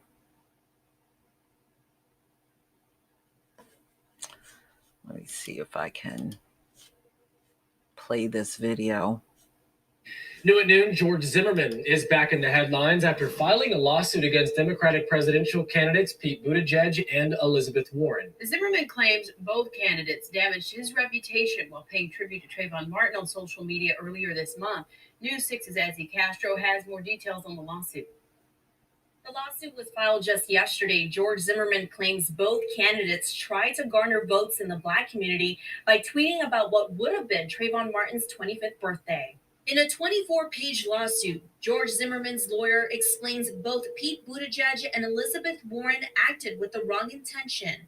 after tweeting about Trayvon Martin to their millions of followers earlier this month. On February 5th, Buttigieg tweeted, Trayvon Martin would have been 25 today. How many 25th birthdays have been stolen from us by white supremacy, gun violence, prejudice, and fear? Warren also tweeted, my heart goes out to Sabrina Fulton and Trayvon's family and friends. He should still be with us today. Zimmerman's lawyer claims the candidates damaged his reputation and were attempting to garner votes in the Black community, and that the tweets slander Zimmerman by suggesting he acted out of, quote, fear because of the color of Martin's skin. In 2013, a jury acquitted Zimmerman of murder after he shot and killed a 17-year-old in Sanford. His lawyers argued Zimmerman was acting in self-defense. We reached out to Zimmerman's lawyer through phone and email for comment, but we are still waiting to hear back from him. In the newsroom, Ezzy Castro, getting results, News 6. This broke ass, no good. How can you mess up the reputation of somebody that already was fucked up to begin with? That's what I want to know. What reputation? The man is a murderer. He's a murderer. What reputation? What reputation? And candidates don't have to use George Zimmerman name to get vote. People have been voting in this country for a very long time before George Zimmerman was even a known name to anybody. So again, he is looking for any reason to try to cash in. And I just don't see how any of these lawsuits, even the ones he has against Trayvon's parents, I don't see how any of that stuff is going to work. George Zimmerman has filed a lawsuit against Democratic presidential candidates Pete Buttigieg and Elizabeth Warren after he claimed both candidates damaged his reputation. Your reputation was damaged a long time ago. Even before you pulled the trigger on Trayvon, the people in your neighborhood talked about how crazy your ass was. While paying tribute to Trayvon Martin, lawsuit filed in Polk County seeks damages in excess of $15,000, cost and attorney fees. George Zimmerman don't deserve 15 cents. Zimmerman claims the candidates were attempting to garner votes in the Black community. How? How? Just because these candidates made those statements, that is not going to entice Black people to vote for them. Wow. According to the lawsuit, both Buttigieg and Warren were said to have acted with wrong intentions, or at minimum, a reckless disregard for the truth after they tweeted about Martin. The candidates shared their tweets on February 5th. To their millions of followers on what would have been Martin's 25th birthday. So you saw the two tweets right here that were in the video.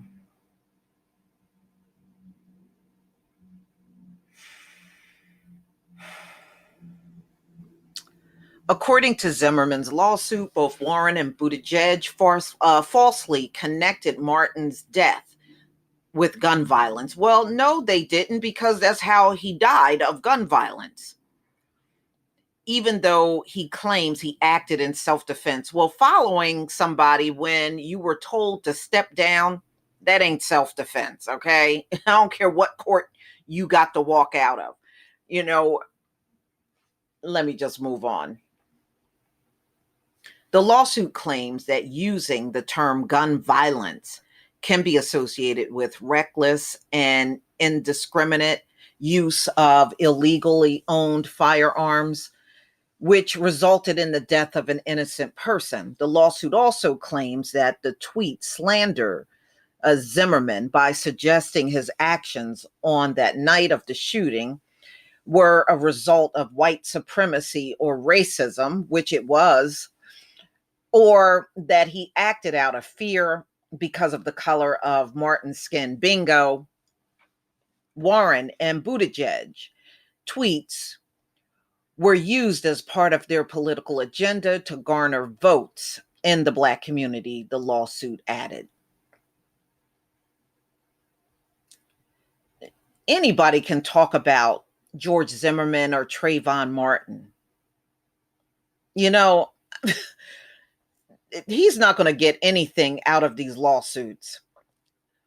Authorities said Zimmerman's fatal shot Martin, who was unarmed, but was not immediately arrested because he claimed he was defending himself. Zimmerman was later acquitted of second-degree murder for the 2012 killing. His delayed arrest and acquittal spurred the creation of the Black Lives Matter movement. Whatever. George Zimmerman is a joke. You know? And some of these people are still talking about Trayvon deserved it. You know, y'all got some karma coming your way. Probably already feeling it. But ladies and gentlemen, please tell me what you think. I just think this is a waste of time and energy with George Zimmerman and these BS lawsuits. I tell you what, he might have beat that court case, but he ain't doing so well in the court of public opinion. I sure wouldn't trade places with him. You're going to always be associated with killing a child. Trayvon was still underage when George Zimmerman wouldn't back off and leave him alone and just let him walk home. That's all he was doing. And then I would hear during the time when this happened, Trayvon was walking and looking in people's windows. I never seen any Black person in my life walking and looking in people's windows. Y'all just make up all kinds of lies that don't even make any kind of common sense. I live around a lot of Black people. I have yet to see one walking and looking in everybody's window. I don't see that.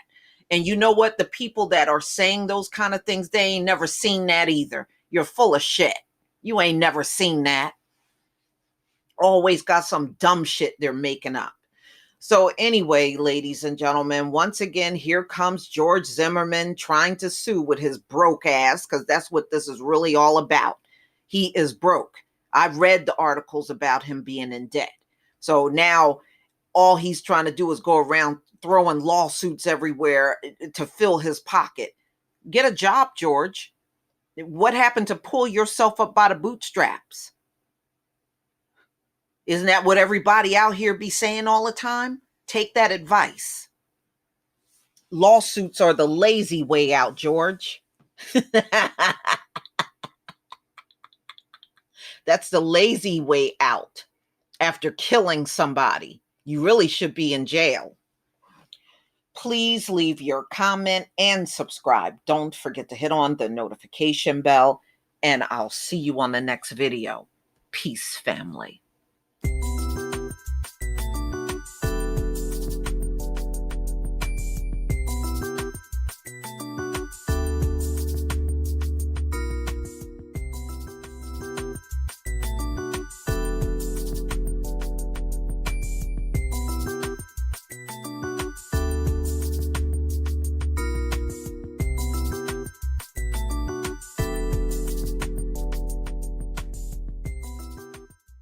Ladies and gentlemen, China is really feeling the pain. They are now saying they feel isolated.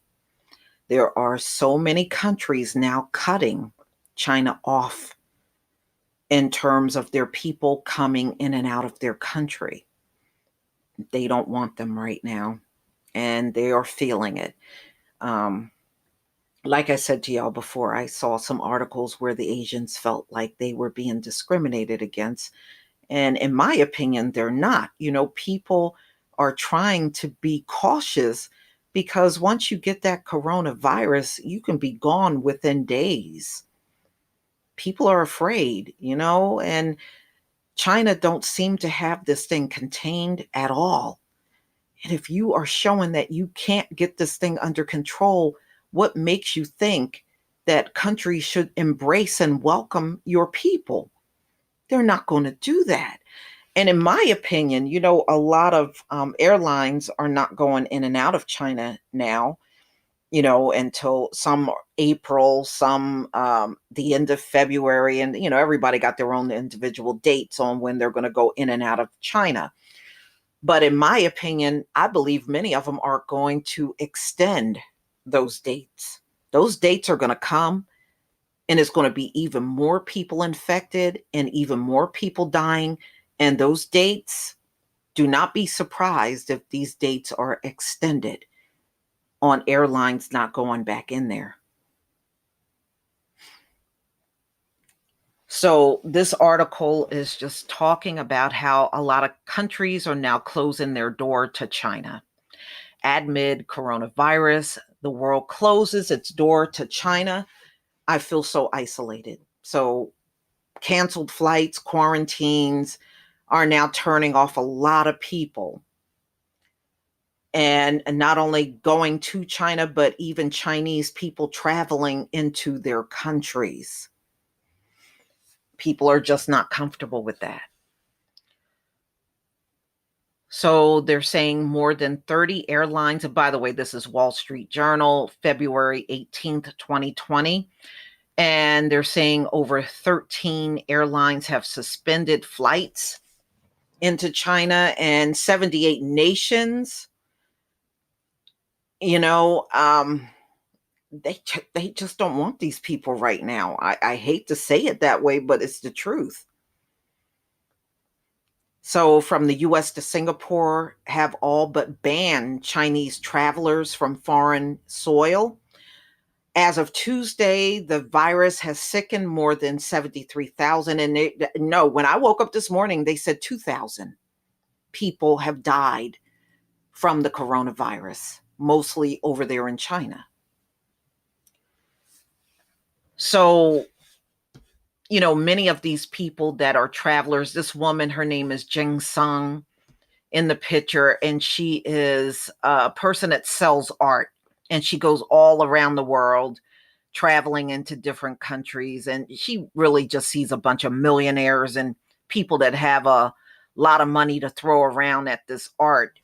And she was supposed to actually come into Los Angeles, and they canceled her trip. They don't want her to come. They don't want her to come.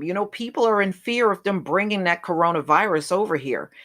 So, they're feeling it, and they're going to feel it. Plain and simple. They're saying, she was saying emotionally, it's devastating. And, you just got to understand, people are feeling a lot of fear. So they're showing you right here, China's become a worldwide power in travel, especially compared to its virtually closed borders in the decades of Mao Zedong era. So it's showing you how many passports were issued in China, international trips that are taken from China. That's a lot. And that's 2018. So 30 million in 2018 passports issued, and 149.7 million international trips.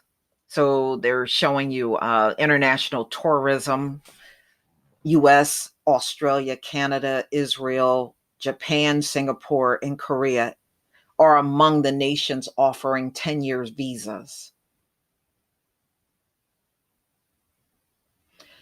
All right. Yeah. And I know a lot of the Chinese students come here for college. So that number, 662,000 students are studying abroad. 2.2 million people take cruises.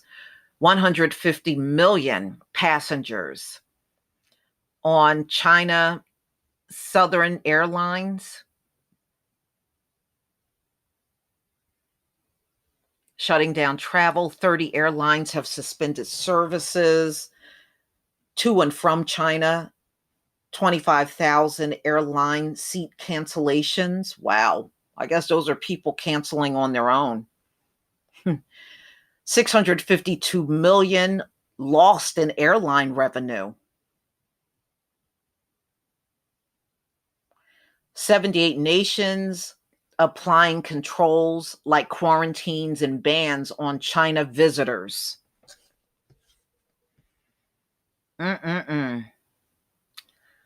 So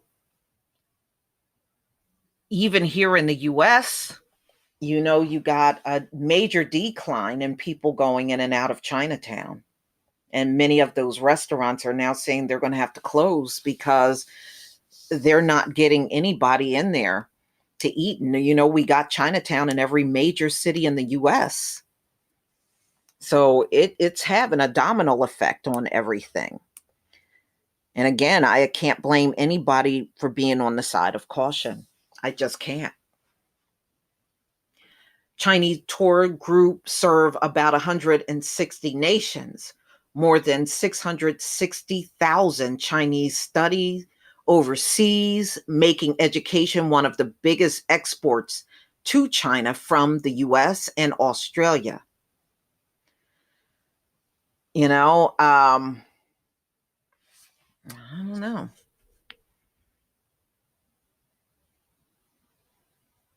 Citizens of China ranked number 2 in getting non-immigration visas to the U.S. after Mexicans. In 2014, the U.S. began offering some people 10-year multiple entry visas.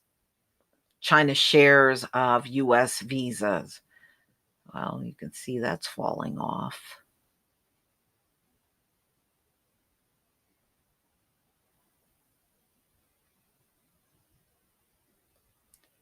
So they're just showing you a mall. They said few shoppers visited Beijing shopping mall last week. Yeah, people ain't going out there in them crowds no more. You got to be crazy to be in China and go in a crowd.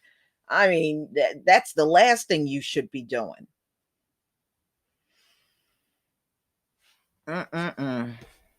So I don't know what they're going to do. But I do know one thing. Just watching the articles and everything that's coming out of China, they are struggling bad, y'all, with this thing.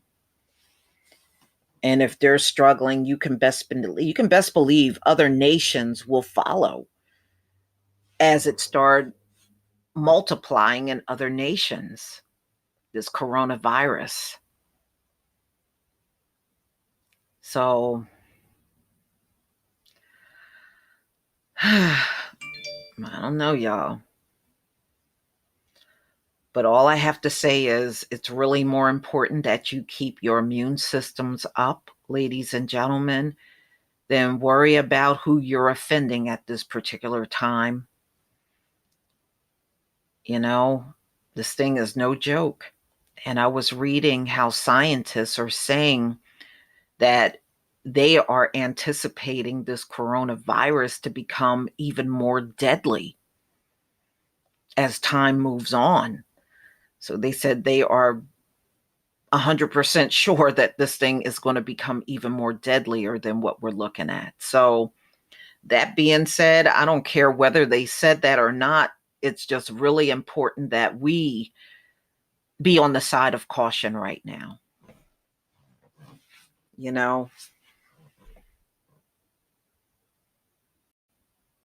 the nearly empty terminal at Beijing Dax International Airport on Friday. So this is what it looked like this past Friday in China at the airport.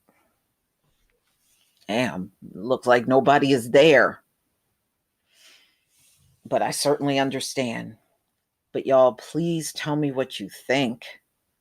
Please leave your comment and subscribe. Don't forget to hit on the notification bell, and I'll see you on the next video. Peace, family.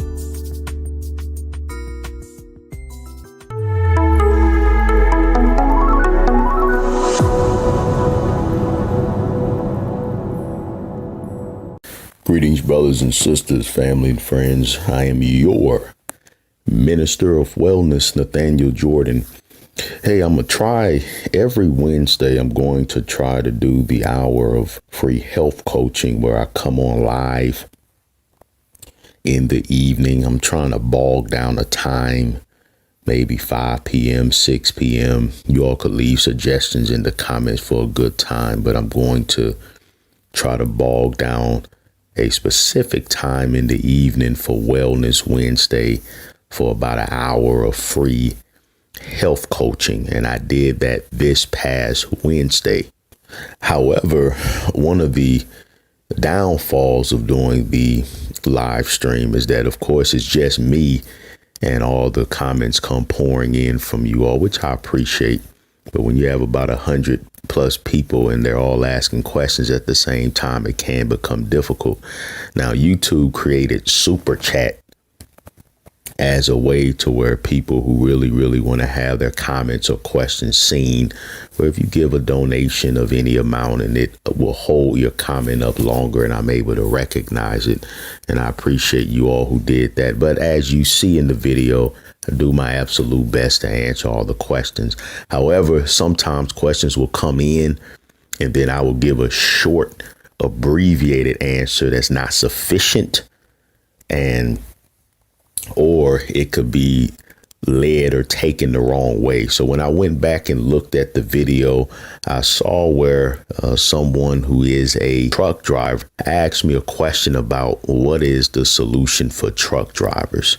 And when I thought about it, I have received a lot of concerns and questions and comments from truckers about, hey, well, what do we do? Now, again, the questions roll so fast that I saw there was another question that was even more pertinent, because some questions, I know all of the questions you all ask, please don't take that the wrong way. All of you all's questions that you ask are important to you. However, there are some questions that are overall more important. Like if somebody comes in asking about this or this or this, and I'm rushing trying to get to as many questions as possible. So I gave this response and I wanted to give a more thorough response. Now, you all know I'm real straightforward. I'm real blunt. That helps because I get right to the point and I don't sugarcoat. So you know exactly what to do. That's why many of you all listening, you continue to listen and you see benefits because I don't sugarcoat. I cut straight to the point. However, when I don't have the time to fully explain, sometimes just giving a short, straight to the point answer can come across as offensive, which I apologize for. And in this is an instance in which that could have occurred. And so I want to address it. I gave this response. It is easy to lose weight as a trucker because you all don't need a lot of food because all you all doing is sitting on your behinds all day. OK, that's the response I gave. Now, I meant to explain that. That's a blunt, straightforward response, can definitely be taken the wrong way. I apologize, brothers and sisters, for those of you all who are truckers. That has to be followed up with explanation, which is what this video is about. Before I dive into this information, I just want to throw out a couple announcements. First, this Sunday, St. Louis, Missouri, Jubilee Community Church, I will be delivering a speech as a part of a Black History program. This is a special program that will be held in place of the normal Sunday morning worship service. That's Jubilee Community Church. It starts at 11 a.m. For those of you all in St. Louis or around St. Louis, come on out. Look forward to empowering you and meeting you all. Also, for those of you all in the Carolinas, that's North and South Carolina, I will be in Shelby County, North Carolina, March 7th. For those of you all who are waiting on me to come June 6th via the Nutritarian Nurse, that is out. OK, Sister Colette did not receive the support she needed to bring me in at this time.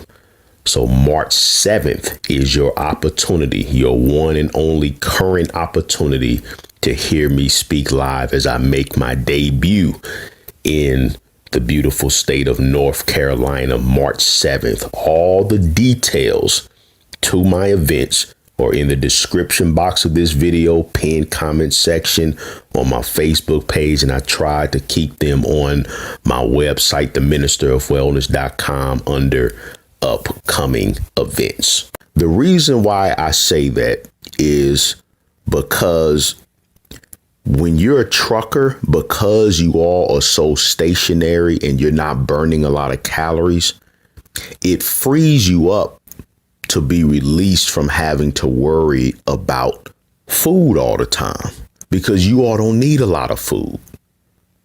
So it helps you being a trucker, because I know one of the concerns is that it's a lot of crappy places that you're driving past. It's not a lot of healthy places to eat when you're driving the truck over the road. That's a major issue. So that's where that question is coming from. So that short, blunt response that has to be followed up, or it could be taken wrong, which again, I can't repeat enough. I apologize for. It's meant to convey the message that, hey, if there's nothing around you to eat when you're on your truck stop, it's no big deal. You don't need to eat anyway, because it's not like you're burning calories. Now, the only way you can comfortably not eat for long periods of time is when you are eating healthily.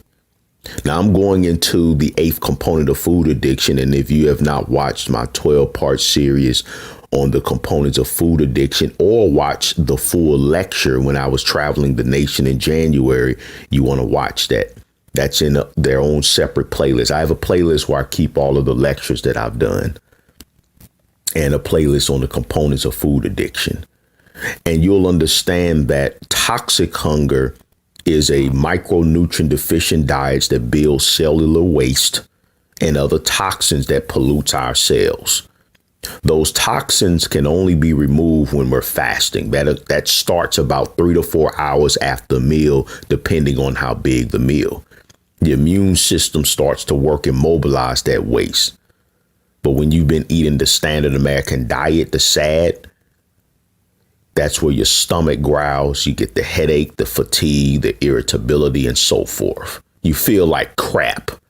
And that leads you to feel you have to eat every few hours, which puts you in bondage to your appetite.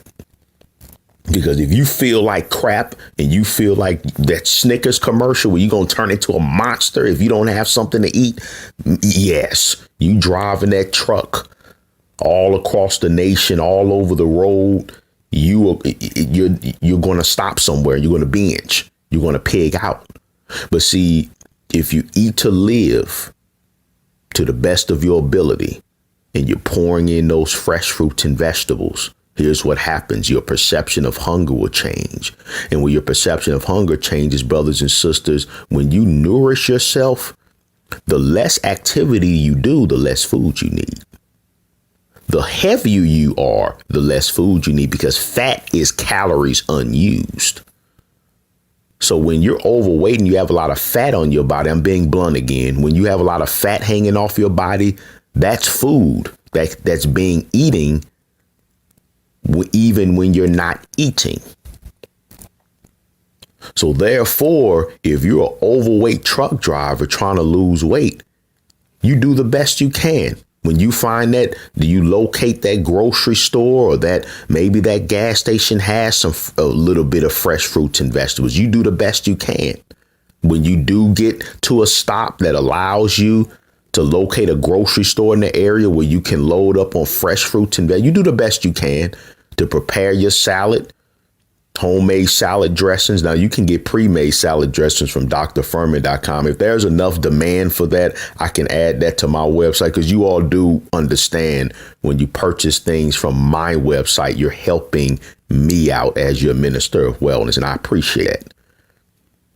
And you make your salad, your fresh fruit, you pack your cooler. But then, hey, what I was saying with that short, blunt comment is that, hey, when you do the best you can as an over-the-road truck driver, maybe get you a little crock pot in there, get you a blender in your truck, because usually you all have outlets. What I'm saying is that you don't need a lot of food. It can be very simple. So if you have to go 16 hours before the next stop where you can have healthy food, no big deal, because you don't need a lot of food anyway. That was my point. You all are in a prime position. So that's why I remember one time I health coached this brother that was an over-the-road trucker. This brother lost 40 pounds in a month because he found it was easier.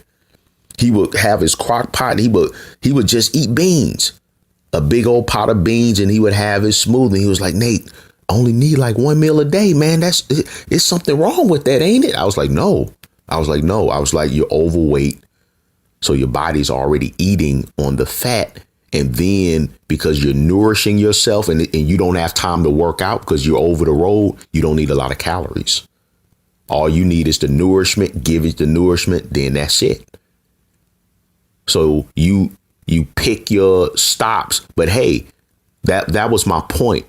When you're eating to live, shoot, go the whole day without eating. I used to do that all the time when I was a police officer. Sometimes, brothers and sisters, when I was in tip-top shape, 165 pounds, which I'm getting back to, there were some days in the midst of that insane food zombie police culture, I didn't even want to eat my salad in front of them. I didn't want to deal with the questions, the comments. I didn't want to eat. So some days I would just choose not to eat. I would go to work and show up and not eat for the whole shift. That's the freedom that comes with the nutritarian diet. And that's what I was alluding to when I said, hey, shoot, over the road truck driver, man, you all got it easy. All you all do is sit on your behinds all day. You don't eat a lot of food. But you have to get to that point. And that's through the nutritarian diet. Do the best you can on your stops. Not that difficult.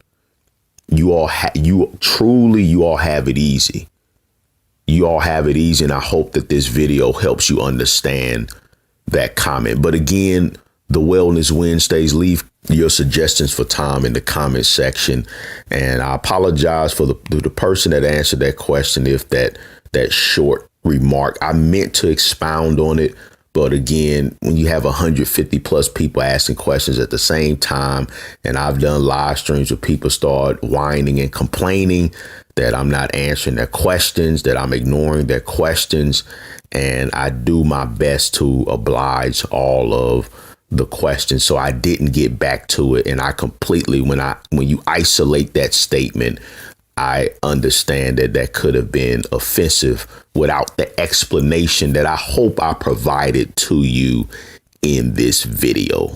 If you have a lot of weight to lose as an over-the-road truck driver, you absolutely want to lose 100 pounds in 100 days, because my client's diet was very simple.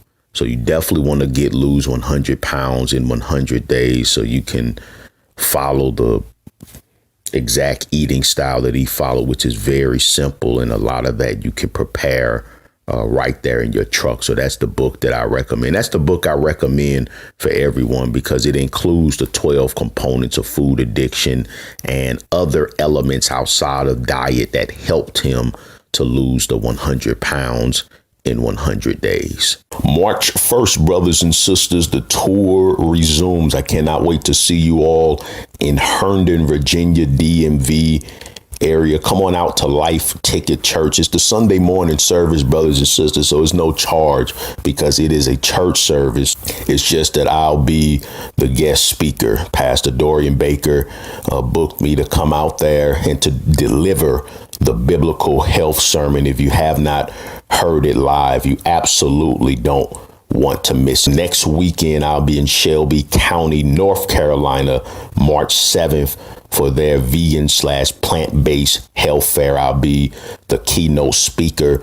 The link to register is in the description box and pinned comment section of this video, and the other events and possible events that I have coming up is also listed. Don't want to spend too much time going over everything. Just make sure you're following me on my other social media pages. I'm on Facebook, I'm on Instagram, I'm on Twitter, I'm on LinkedIn. Very easy to find me, the Minister of Wellness, to make sure you don't miss when I come to your area. If I'm not coming to your area yet, please help me get there.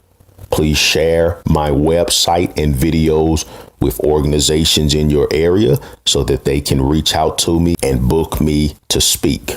theministerofwellness.com, theministerofwellness.com, or they could call me at 888-847-8026, 888-847-8026. Be persistent and be patient, brothers and sisters, with sharing my information. I can't get to your city without your help, but one day soon it will happen. Books, DVDs, high quality supplements, theministerofwellness.com, my online store. Excellent way to be a support to me as your minister of wellness, as you're being blessed with this information. Books covering a variety of illnesses, DVDs, and very high quality supplements covering a variety of health concerns, whether it's lowering your blood sugar, cholesterol, improving your cardiovascular health, sleep, and so forth.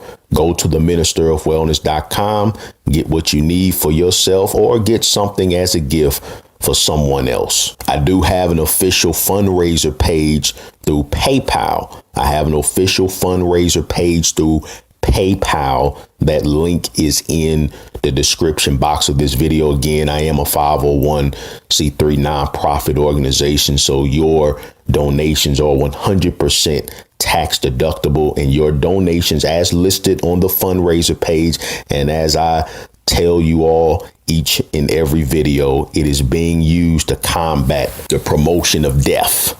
Thank you for blessing me as I bless you, so that the truth can reach others so that they can be blessed. Other basic ways of donating, of course, I have the Cash App, $ Minister of Wellness, and several other ways to donate listed in the description box of this video. The Most High will richly bless you for your love and support. I hope you all live a long life in excellent health. It can and it will be yours.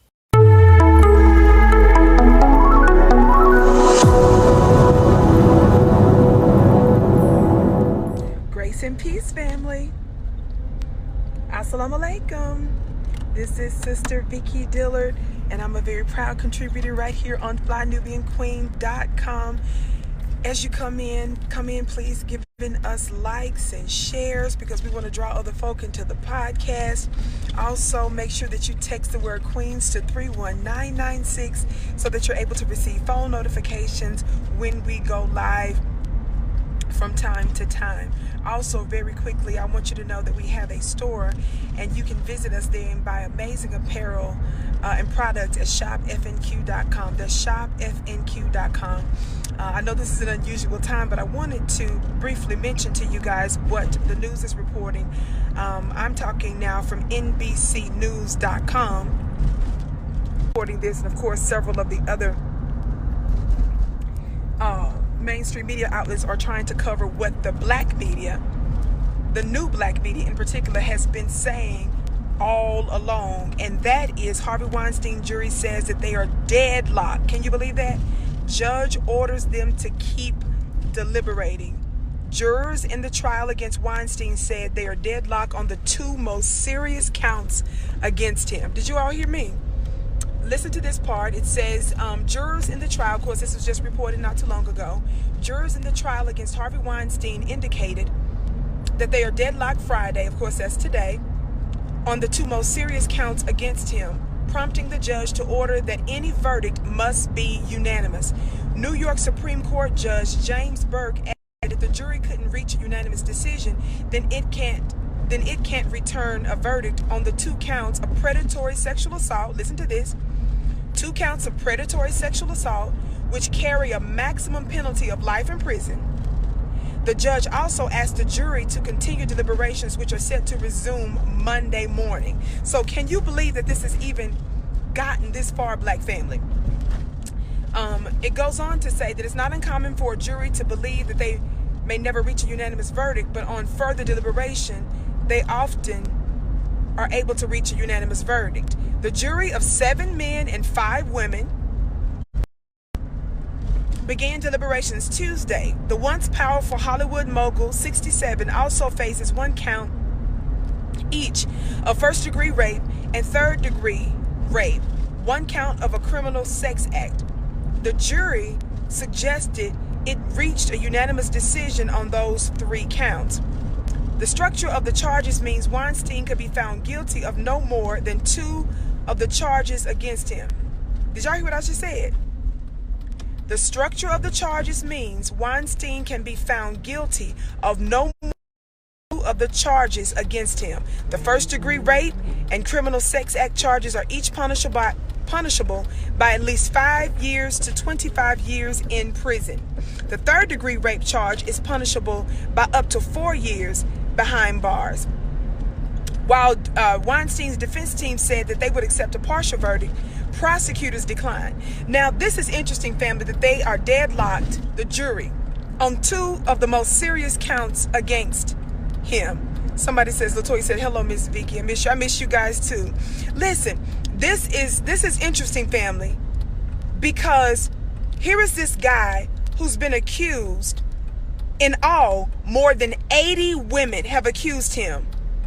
He's the Oscar-winning producer behind Pulp Fiction and The King's Speech of sexual assault and harassment going back decades, though the charges were based primarily on allegations from former Project Runway production assistant Mimi Haley and former aspiring actress Jessica Mann.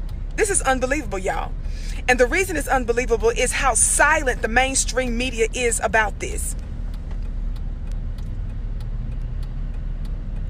What is interesting is when the mainstream media covers this, when they do cover it, they're not showing rage. They're not showing like they're outraged. They're not saying what a travesty. They're not talking about how they're shocked and what an injustice.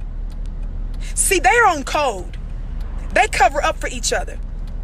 And so when they were doing what they did to Bill Cosby, when they did what they did to R. Kelly, and when they did what they did to Michael Jackson, see, a lot of black folk had issues with certain ones, or certain people says, well, I don't like this part about that black man, not understanding that the black man was being used. They were trying to make the black man the face of sexual deviancy, sexual misconduct. They're trying to make the black man the face of criminality. Do you understand what I'm talking about? And so meanwhile, the overwhelming, not only terrorists, but sexual predators, and specifically pedophiles, overwhelming the profile is white men. But where is the coverage? What you find time and time and time again, whether it's Charlie Rose, whether it's Les Moonves, you know, whether it is what is his name? Name just escaped me. Of course, Harvey Weinstein. Of course, that's the subject of what we're talking about right now. Matt Lauer. It doesn't matter. It's so many different white men who are in Hollywood, who are in media, who are the heads of major networks, and they control the narrative, and they're covering for themselves. And nobody's asking the question, what's wrong with these people? These are the same people that are responsible for raping our ancestors, sodomizing our ancestors, traumatizing our ancestors, kidnapping our ancestors, disrespecting them and us today in a modern form of oppression. And these are the same people that are wilding out like this, and we are normalizing them not being held accountable, family. And that's a shame. But we in the new black media have been calling it from the beginning. I have been a staunch supporter of black men, and I do not cover for anything wrong that they may have been accused of doing or alleged to have done. But I pointed out the fact that regardless of whether you like any of those particular black men that they're trying to crucify and lynch in the media now, beware, because mainstream media is using them to cover for themselves. And they're not being held accountable. That's the reason why I keep my foot on Oprah Winfrey's neck. That's the reason why I keep my foot on Oprah's neck and on Gayle King's neck. Why? Because they love to do back-to-back hit pieces on R. Kelly, back-to-back hit pieces on Michael Jackson, but they're silent as a church mouse for their homeboys, Weinstein and others. They have nothing to say about that except for Gayle King. Charlie Rose, who that was a former co-host of her show, he's been accused of sexual misconduct by dozens of women. No charges against any of them. And Gayle King came out and told the New York Times how she's still going to be friends with Charlie Rose, and how there's two sides to every story. And when the Weinstein stuff came out a couple of years ago, remember Oprah, when these charges, a lot of these charges were coming out against Harvey Weinstein, Oprah came out initially a couple of years ago, and Oprah was saying what? Oh, well, she really was blaming the other women as well, saying that the women basically assisted in the culture of this kind of stuff, that the women were trying to climb up the ladder, and so they didn't say anything. So basically she was holding the women accountable for allowing this type of atmosphere to exist. But you don't see that kind of understanding and that kind of thought process for their own. And so all black folk need to keep the fire, keep the pressure on. We need to continue to utilize our platforms. I don't care if you have a big platform, a small platform, when you're talking in your churches, when you're at the stores, when you're at the restaurant, when you're talking to family members, it doesn't matter. You have these conversations. You say, what in the world is going on with these white men? Some of the white men that I just mentioned, they admitted to some sexual misconduct, and you still don't hear charges against them.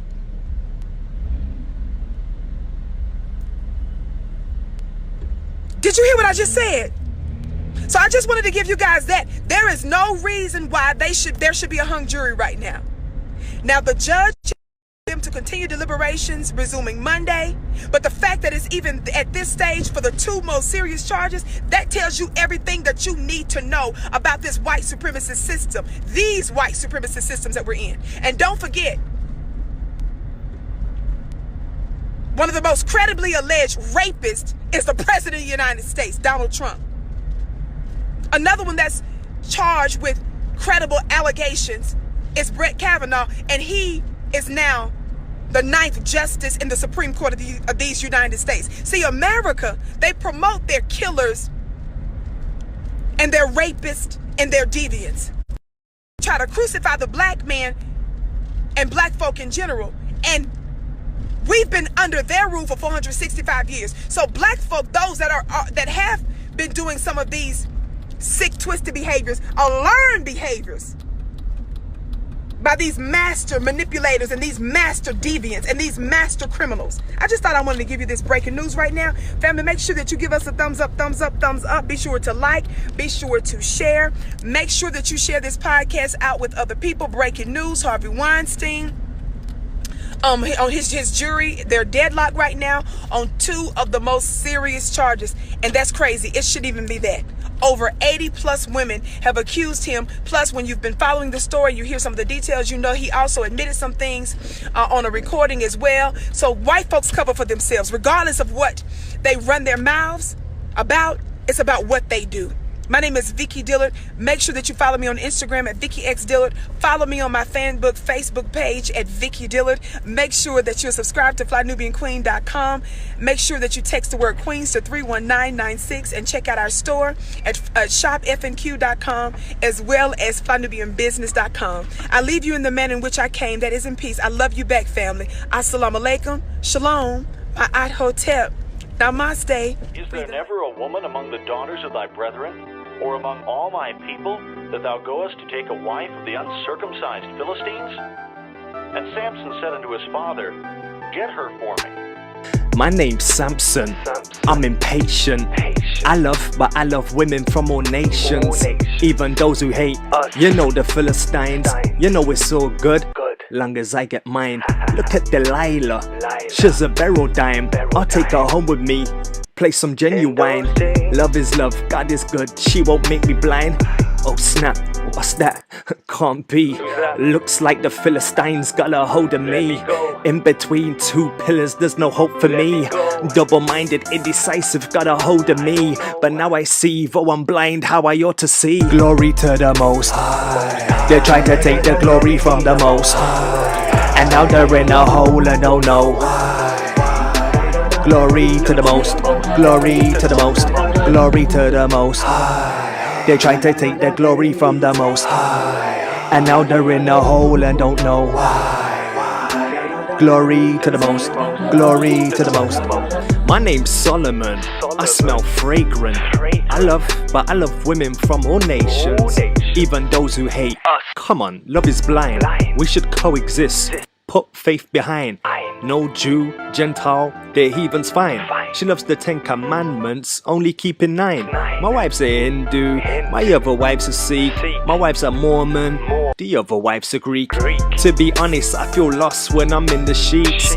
Different viewpoints as we all compete, trying to please everyone, now I'm feeling weak. I was the one that the other nations would seek. Show them proverbs, herbs, and my antiques. Now I'm in the occult like my name's Mystique. Haven't heard from the Most High in a week. Maybe I should've took a wife from a peeps. Glory to the Most High. They're trying to take the glory from the Most High, and now they're in a hole and don't know why. Glory to the Most, glory to the Most, glory to the Most High. They're trying to take the glory from the Most High, and now they're in a hole and don't know why. Glory to the Most, glory to the Most. But King Solomon loved many strange women, together with the daughter of Pharaoh, women of the Moabites, Ammonites, Edomites, Zidonians, and Hittites, of the nations concerning which the Lord said unto the children of Israel, Ye shall not go into them, neither shall they come in unto you, for surely they will turn away your heart after their gods. Solomon clave unto these in love.